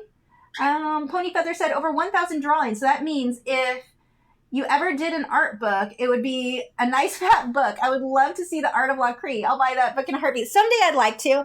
The thing is, most of the artwork, from years before, I don't have good photographs of them. Not good enough to put in an art book. Back when I first started painting and drawing, I had and it wasn't even when I first, that was after a couple of years, a megapixel singular camera. And the photos were horrible. Getting good photos of my artwork was one of my biggest challenges. Very, very frustrating. There we go. That little change really helped on her jaw. But that was a huge challenge for me. So I don't have good photos. I don't even have photos of a lot of them. Like I had a guy contact me recently. He found one of my old paintings, like really old. I want to say it was like 2002. I don't know. It was one of my first, like when I first started oil painting. And he contacted me asking like details on it and wanted to see if it was mine. And it was mine. It was one of those, like I know it's mine. I can recognize that was mine from back then. I don't remember painting it, which is funny. Like I've had so many, every once in a while I'll see one and I'm like, wow, I completely do not remember that. I know it's mine, but I don't remember it. Let's see. Brian, is carbon darker than charcoal? And what brands do you recommend? Brands, I think Generals is what I was using. So I don't have like this is the best. It was all kind of, I didn't use it enough to be able to give you a good review on brands. Darker than charcoal. I think charcoal is darker. I think charcoal is a darker black. Charcoal is darker because it's softer. Like it grips more. Like it really gets in there. But I think it's darker. I haven't used either one in so long. I can't say for certain, but I'm almost positive. Sally said that video on pricing was very good. Thank you so much for being a help to all of us, even us who can't do private lessons, etc. I'm glad. Ercy said maybe you can have a learning selling group with having lower price separate from higher quality or skilled realistic, different higher quality standard, different groups. I don't see the problem with that is telling somebody, no, you only qualify for the lower skilled group. Like, how do you even say something like that? Plus, even if I look at something, I'm like, that isn't super skilled. I'm not a huge fan. Someone else may come along and think it's the most amazing painting they've ever seen in their life. Art is so subjective that it's not really, it's too hard to do something like that. But I definitely don't want to be the person telling someone, I don't think this is a fit for this group. We're going to put you in the lower skilled group. Like that could be the thing that discourages someone. They're like, forget it, I'm not going to paint anymore. And I definitely do not want to discourage anybody. I just want people to be a bit more realistic. And it's funny because I remember when I first started selling my work, the first gallery, like the actual gallery that I sold my work in was called Angels Galleria in Pomona. It was in the Pomona Arts Colony. It's no longer there. But anyway, they had amazing candles. But they focused mostly on new artists. Like the artwork was good. Well, decent. I want to say it was like amazing or anything. But it was newer artists. And I remember going in and I wasn't really sure, the typical. I really don't know what to price things at. I'm new to this and all of that. And I went in and I had a painting that was 24 by 36 inches. And I wanted $500 for it. And she was like, I've talked to some people and we're thinking more maybe 150. No, I want 500. It's worth 500. I know it's worth 500. So no one's going to buy it for 500. Like I wasn't reasonable. Part from experience, I didn't know what things went for. She did. She had a gallery. I should have taken that advice. But I was almost like, or it kind of hurts your feelings because your emotions are tied to your art. And I don't want to chance discouraging an artist based on something like that. But like I said, it's funny because this same story comes from that same gallery. I was doing one of their art walks every like second Saturday or third Saturday. One of the Saturdays, I forget. They'd have an art walk and you could sit outside, like everyone's out on the sidewalk with their art. And so she always let me do that in front of her gallery. And I had a painting that I knew wasn't very good. I didn't work very hard on it. Next to some of my I really put a lot of work into some of the other ones. And I had a lady come up and she was like in tears, crying, looking at this painting. It was really awkward. But this painting just moved her. She didn't buy it, so it must not have moved her that much. But it was one that I didn't even think was that good. And she thought was amazing. And I'm like, my good ones are right next to it. What are you even seeing in that? But I didn't say that to her. But, even with me going, I don't think it's that. You never know. Somebody else may think it's the best thing in the history of things. But, yeah, I don't know. Can you tell tonight I'm just like playing devil's advocate with myself, arguing with myself nonstop? Let's see. Rapid fire. That's the word I was looking for. Thank you. I'm like, bullet? I don't remember. I'm an idiot. Let's see. Who is next? Sarah said, is there an absolute minimum price per square inch you would recommend every artist charge regardless of follow? No, definitely not. Because there have been times I had paintings that I know I did not put much time into. I knew they weren't going to sell, and they were extremely, by some people's standards, would be way underpriced. And I was like, I just want to get rid of this one. I'm making room, whatever. So no, I wouldn't say there was a minimum. I'm not sure. No. Sergio, just so you don't get a break during the rare occasions you go outside, have you been recognized by a YouTube fan? Um, Well, okay, at Aqua Shelley, yes, because I had my sign behind me so people knew who I was. I had one time when I was in an art supply store at Hobby Lobby. More chicken feathers. You are leaving feathers everywhere, by the way. You got chicken flukes all over. But I had a guy who recognized me and ended up messaging me through Facebook or Instagram later on going, was that you? I didn't want to say anything in case it wasn't. So that was kind of cool. But that's it. I think it'd be weird for people to recognize you. I used to play in the band. I play electric violin in my church in California. I played in the band there, and I would have people, because it was a fairly large church, people would come up to me like in the grocery store, hi Lisa, and it was so awkward because I was like, I know I should probably know who you are. I have no idea because I don't remember names or faces. That was always awkward. So it might be weird if people were recognizing me. Like, I'm not sure how to respond to that. Miriam, was the word, yeah, you said the rapid fire. Yes, it was. Rapid fire was what I meant. And scroll too far. What about auction style with a minimum bid?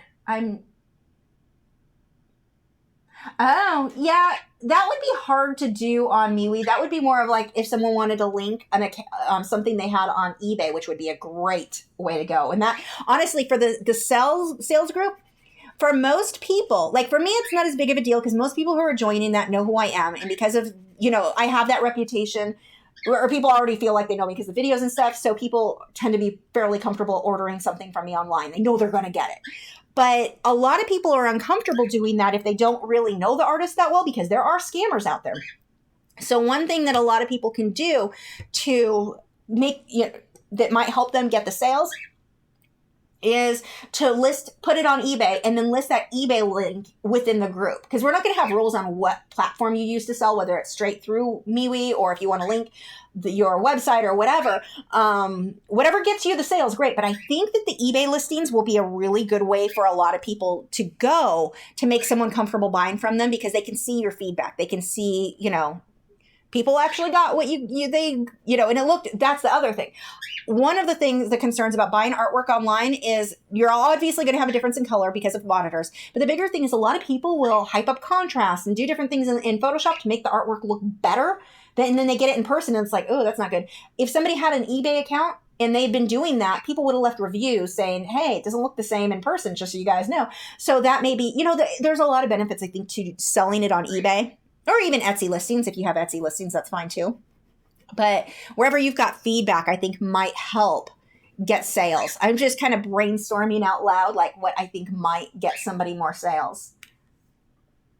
Pony Feather said, that makes sense. Some of my favorite books included a basic tutorial of the different mediums. Love the format of James Gurney's Color and Light. I love that book. I have that book up on it's one of like 4 art books because I have 2 Aliona Nicholson books. But yeah, I've got them up there. I love that book.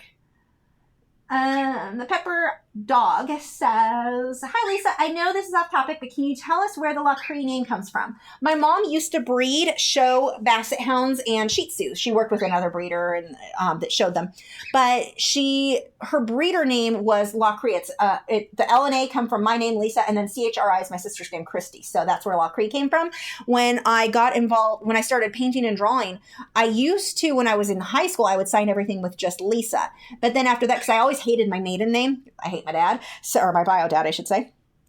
So I never wanted to use that name. Plus, I knew eventually I'd get married and I'd change my name. And so I just started using the name. My mom doesn't breed anymore. She hasn't forever. But that was a way long, like in the 80s. But anyway, I just took that name because it has that meaning as mine and my sister's name. And that's where that came from.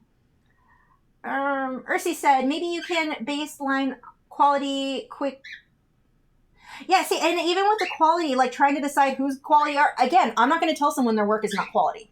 I'm not going to, and I don't want anyone else to do that either. And it's hard to decide, like, who am I to say it's not quality when the next buyer comes over and may love it? I can tell you what a gallery owner may say realistically, that painting is not going to sell for that. That I can say. But again, some people aren't ready to hear that. I don't know what the answer. Thank you for your suggestions, though. GPW Artist said, for anyone interested in which brands of carbon pencil to use, Wolf's carbon pencils are by far the best. I have heard that. Yeah, Wolf's. Actually, I think I have some. So yes, I'm going to go with that's a good suggestion. Wolf's carbon pencils, because I know of really, really amazing artists who also use that and love that. Sergio said, by purchasing the Inktense tin with your artwork on it, am I sustaining you in any sort of way or strictly Derwent? If not, I will kick jump my Patreon to $9 to make up for it. No, I don't have any like royalties or anything. Derwent paid me outright to paint it, like a flat fee. I just love that people have it. And when people, like, I'm sure it looks good to Derwent if they tell them, oh, I bought it because Lisa's art was on it, because, you know, good working relationship there. But no, I don't have any royalties or anything from it. I just think it's cool when you guys get it. Big D Tea Kettle said, when you are new to pricing something you have made, wait, I'm not reading that right. When you are new to pricing something you have made, is it best, punctuation, sir, it's hard to read without punctuation. Is it best to go a bit low instead of going high and blowing yourself out of the water? Been there, done that, didn't have fun. Yes. I definitely recommend when you are getting new or getting started. We should have renamed this this live stream pricing artwork. But when you're starting to price your artwork, always charge lower and raise as the demand goes up. So you charge, let's say you're like $75 for an 8x10 graphite drawing. And I'm not saying that's what it should be. I'm just using that as an example. So $75. Are they selling at that price? Are you getting a lot of commissions? Or, you know, as the demand goes up, now maybe it's 85. Now maybe they're 95. And you're going to start raising it as you hit that thing. You don't want to start at 400, realize nobody's buying that, and drop your price, because it makes you look good. Look bad. Well, it makes you look good. No, it does not make you look good. It makes you look bad, because what happens to somebody, let's say you sold one, it's at $400. And then you realize, I can't sell any more. I only sold one. Okay, I'm going to drop my price to $75. You just dropped the value of your artwork for the buyer who spent $400. Does not make them happy. People buy art, usually they hope that it goes up in value. When you drop your prices, you just drop the value on the person who paid $400, who is not going to be happy if they notice. So always start a little bit lower and then raise as the demand is there. I mean, be realistic. You don't need to charge $5. That's ridiculous. I would say that is always too low. But yes, start on the lower end and then raise as the demand comes. That's a good question. Skazi said, hello, thank you for all you do for all of us. I'm wondering if it is possible to use OMS with graphite, and if so, were there positive or negative to using it with this medium? You know, here, I'll show you what that looks like. I forget what it did. I don't think it did much of anything. I think it worked better with water. I know, chicken. I'm right here. What am I looking for? OMS. Where is my OMS? I have lost the... Oh, there it is. Right in front of my face. Okay. Let's do a quick test. Because I forget. I tested it forever ago. I didn't like it. I know that. Where's my paper? Oh, here's my paper. Urgh. So let's go ahead. I'm just going to use a darker pencil. 5B, that'll work. I'm just going to scribble some of that over here. And then I'll just scribble this over here. If I remember correctly, and it has been forever since I did this, because I was interested myself, I don't think the OMS did a whole lot. Where did I put my paintbrush? There it is. Ooh, my OMS is almost dry. So there's OMS. Oh, no, that does blend kind of nice. It spreads a little. I mean, I would think it's easier to control it without. It's not like making it darker. It's not... I don't see the benefit. You could. I'm not seeing really any benefit because graphite blends so smoothly on its own. And then what did it do with water?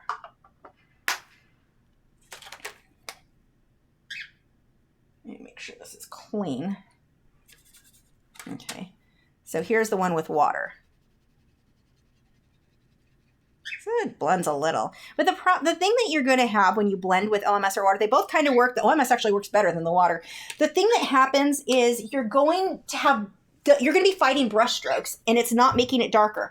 If it was like with water-soluble graphite, you put water on it, and oh my gosh, it gets super dark. It's beautiful, and it's amazing, and there's benefits. Like, it's worth it to me to fight brush strokes or have to worry about brush strokes to get that level of darkness. Here, it didn't improve. I don't feel like it improved anything. It's still grainy and gritty. I could have layered up slower. Now, maybe it might save a bit of time. That might make it worth it just to save, because that's probably a little faster than building up as slow as I am. But now I'm not super impressed with the results. Oh, crap. I shouldn't have opened OMS in front of you. I forgot you were in here. I shouldn't have.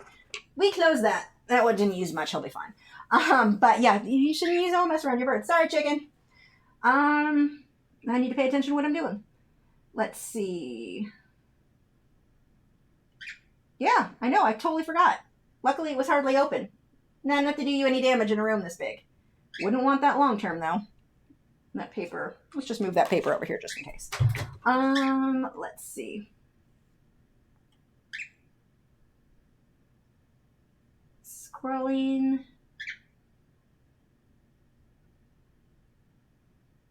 Kelly said, hi, first time comment ever. So I'm going back to school and I'm going to work on a realistic portfolio throughout the year. I'm a bit nervous. Any advice?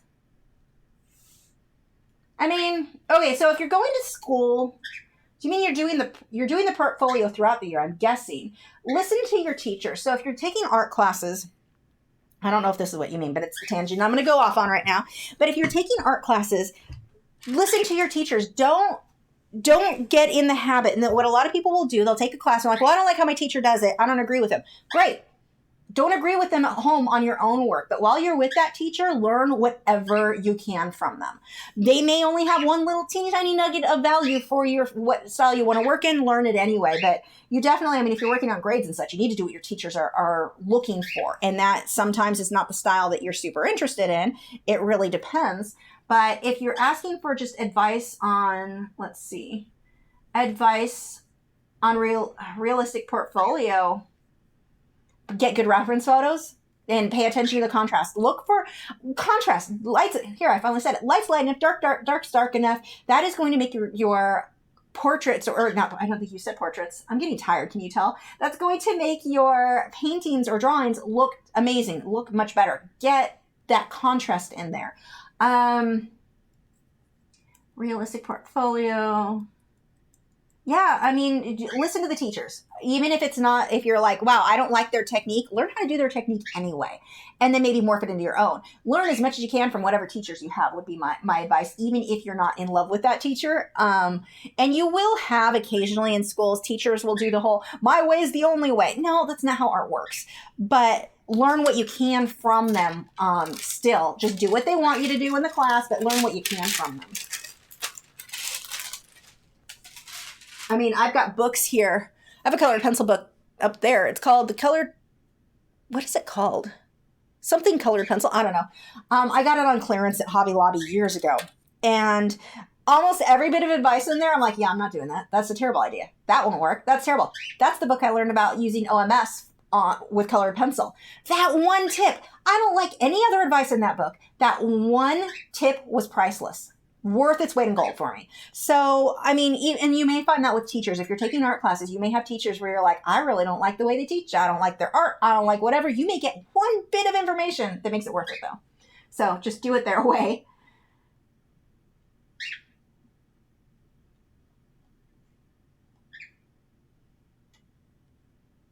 Okay, let's get some artwork actually done. Oh, I was working on values. Let's see.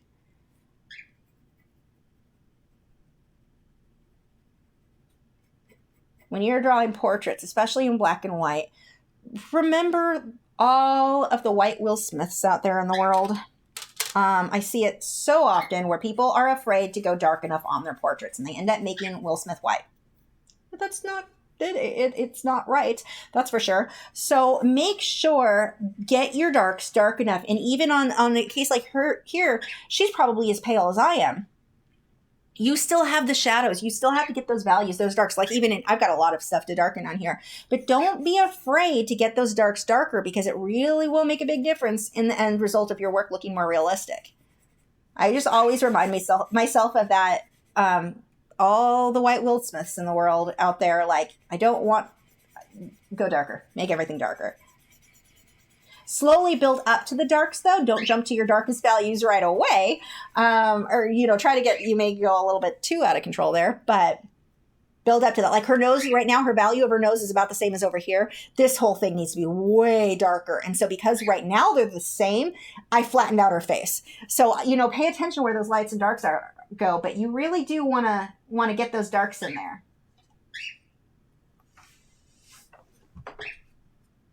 Yeah. Let's get some, or Sergio, gosh, I can talk. Let's get some artwork actually done 15 minutes away from the end of the stream. So true. You guys had really good questions, and I had to stop and talk about some of these things. Focus on them. Another big tip when you're drawing portraits, the whites of the eyes, not white at all. You usually darken those up a bit. When you're doing color, same thing. It's not usually white. Hi, Jessica. Okay, let's start darkening up her nose. This area is really darker. Actually, I'm going to switch to the pencil there.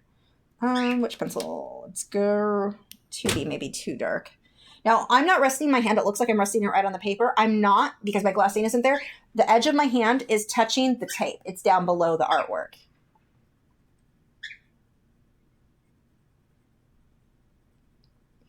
I'm just really lightly going through here. Little circles. They're overlapping, so it's nice and smooth. Her eyebrow on this side needs to be a lot darker too.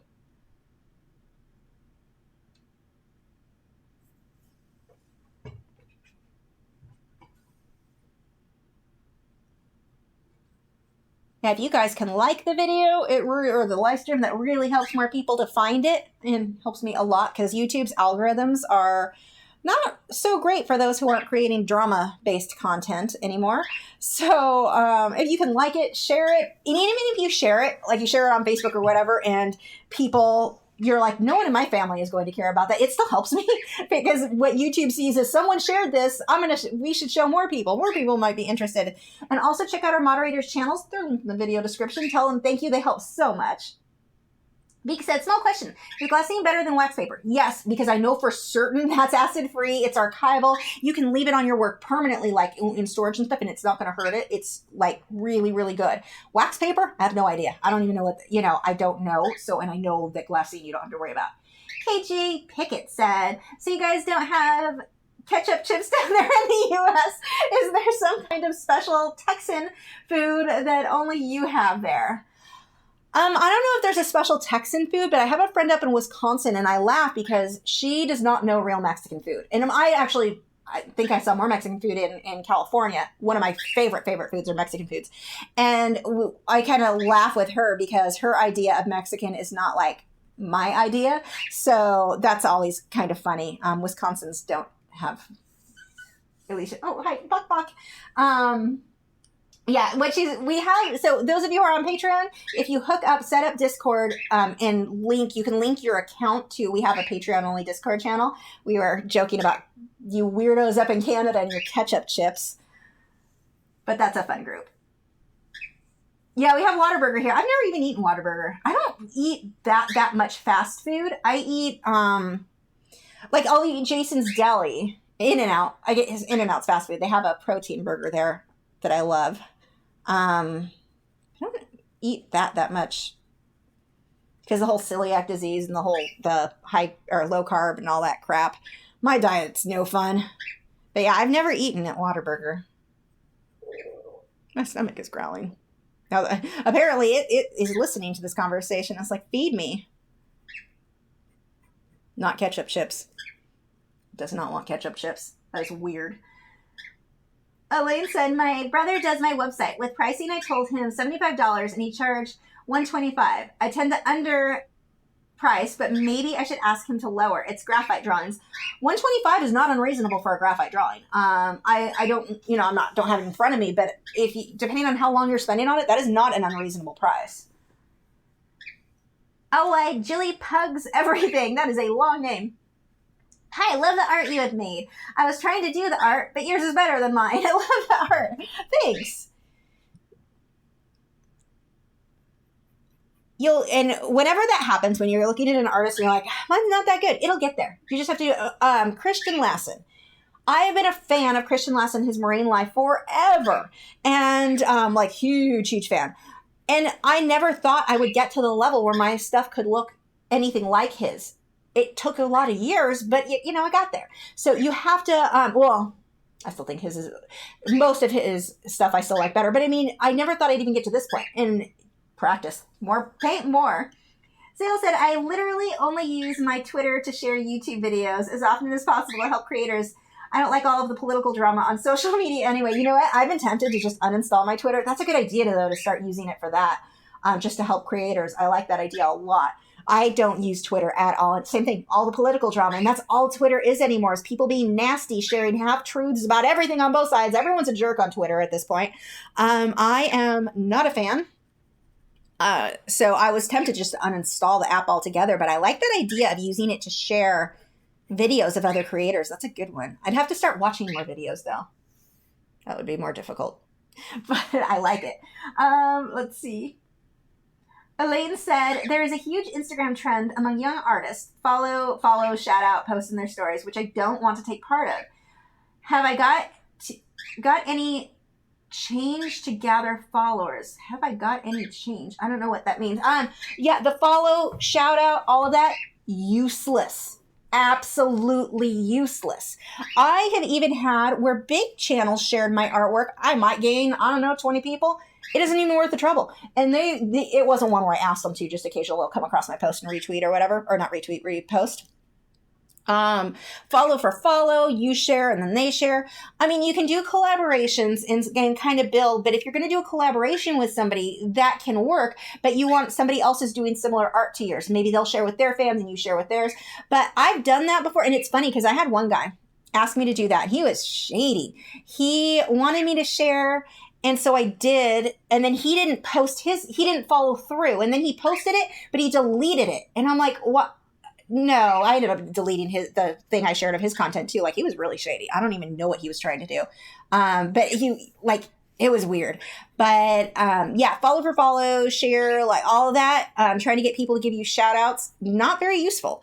If somebody is going to follow your content, it's because your content is already really good, not because somebody else told them to. So you need to be posting really good, very interesting content on Instagram, on whatever, using proper tags. That will bring you in people. Proper tags, not like, if I posted this, I don't want to put beautiful as a tag. That's stupid. Nobody's going to find me because I use the word beautiful. I'm going to use pencil drawing, pencil art.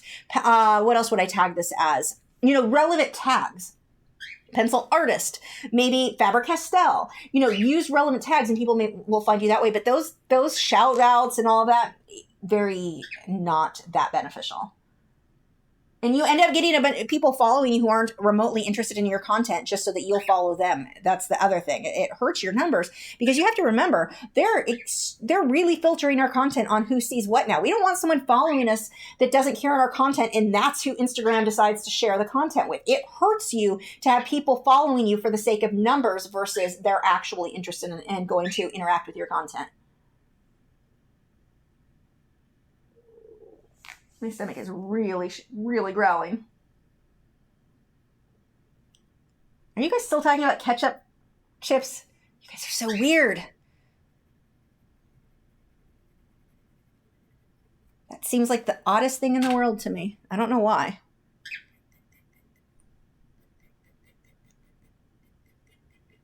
So a lot of what I'm doing here, the detail's there. I can see where everything goes. It's a matter of getting my values correct and then sharpening up edges. Right now, everything's almost too mid-range, and so see how flat she looks? The value here, almost the same as the value here. Very, very flat, and this is what I've got to really work on, starting to correct these. Get those darks darker is really what my concern is at this point. Thanks, Miriam. Yep, bok chicken. Miriam says bok. He was like, I'm bored. I want to come out. Elaine said, thank you for all your advice. I really look forward to the live streams. I'm glad to hear that. Yeah, bok. Bok, chicken bird. Bok, chicken bird. He's like, no, I don't know about that. You gonna talk? Say bok. He's bored. It's better than being in the other room by yourself. Well, you wouldn't be by yourself. You'd be with Nugget. Bok.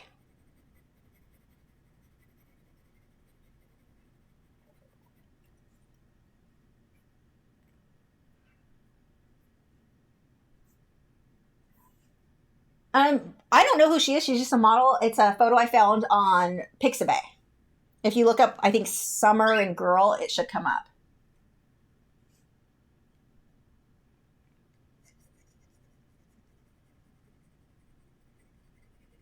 Now, another thing, right now, everything is way too smooth on her skin. I'll have to come through and start getting some wrinkle, like little creases. Not really well, some wrinkles, but like little creases.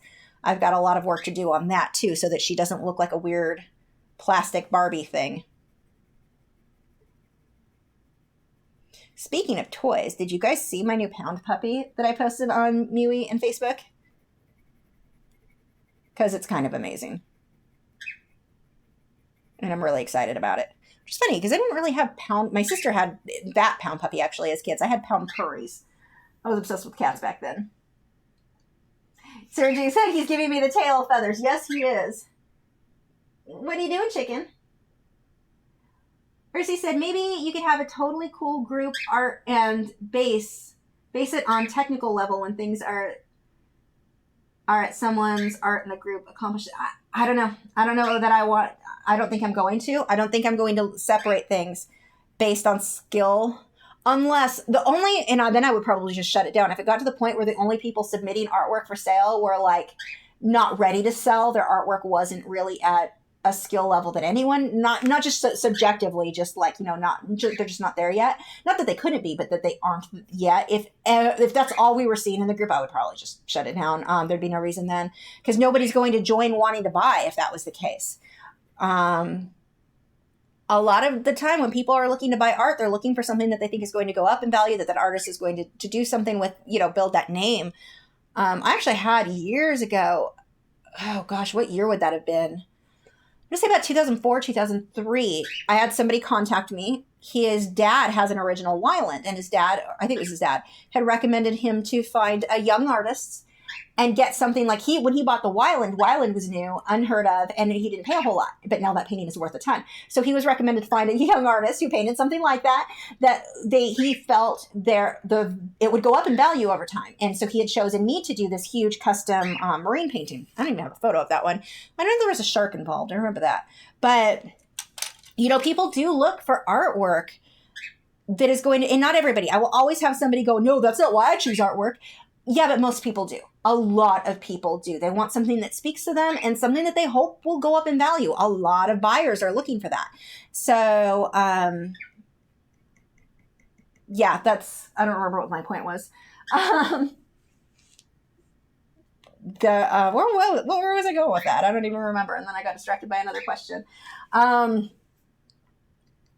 But yeah, no, I am not. I'm definitely, unless it gets to where it's all super, super beginner, there's no point to even bother moderating because no one's going to buy it.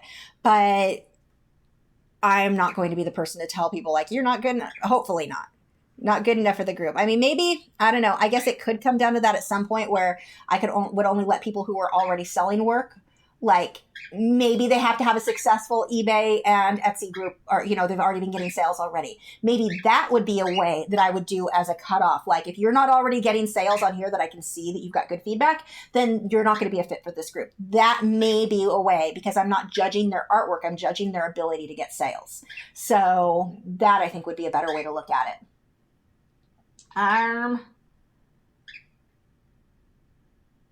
Where were we?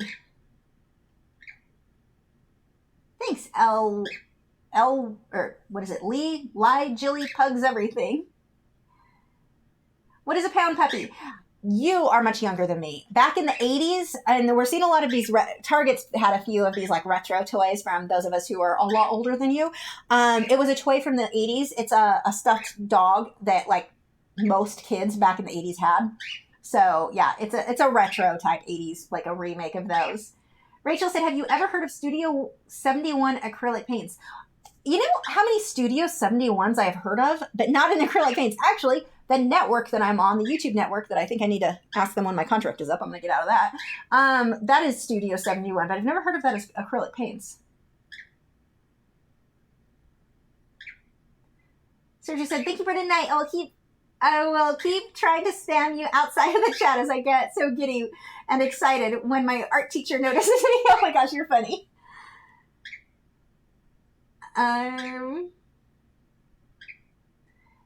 So, or sees maybe different groups based on suggestion of level of what other artists think she has accomplished. See, and then again, I'm not.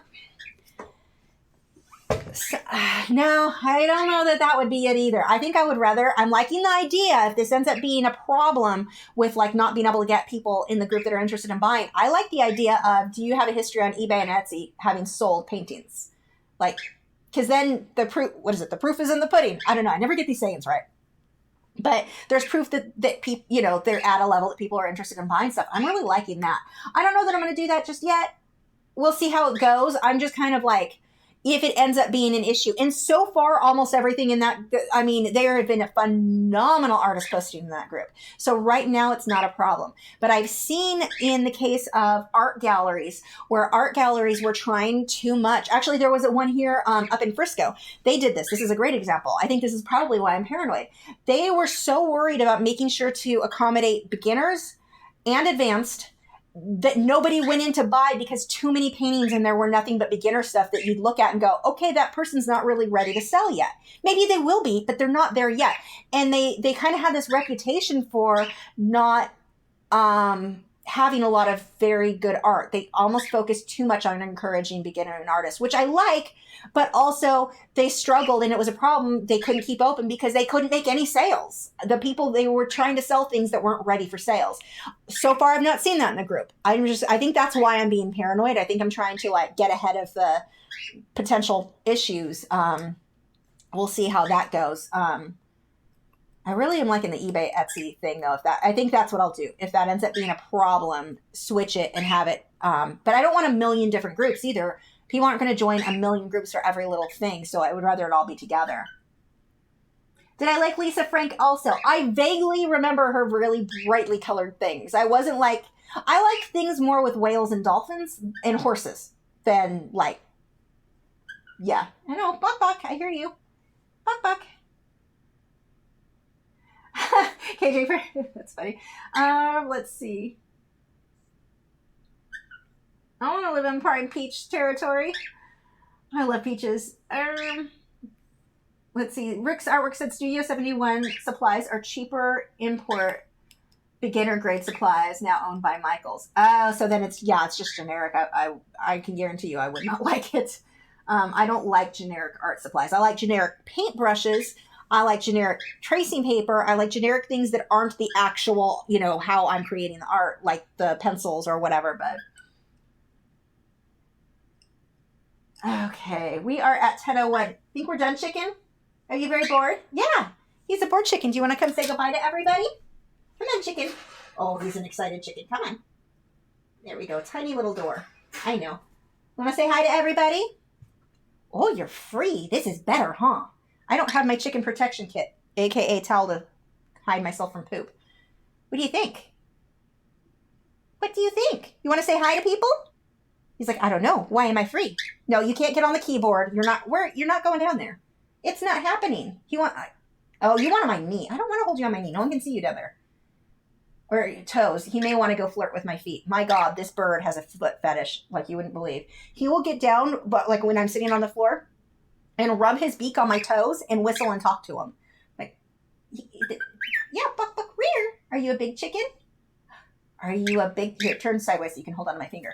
There you go. You got a grip? Ready? Are you a big chicken? Big chicken. Big chicken. Big chicken. Yeah, big chicken, come on.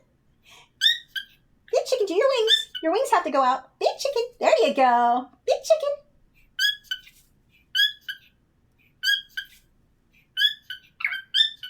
Yes, I have to flap my arms in the air to get him to do it. Yeah, it's a good chicken. You're so cute. You're the best chicken. Oh, Nugget's pretty cool too. Okay. Yeah, we are good for the night. Okay, I guess you're going on my knee. Are you happy? You're just going there to poop on me, aren't you? It's okay, I have to wash these jeans. Okay, we're good for the night. It definitely will not be graphite next week because I have got to finish that this week. Don't know what next week is. Hopefully see you guys over on MeWe. Those of you on Patreon, you can hook up your account to Discord, and we've been chatting there apparently about ketchup fries. It's random. The Discord chat thing, we do have the art channels, but it's also mostly been just like people chatting and kind of getting to know each other, which is cool.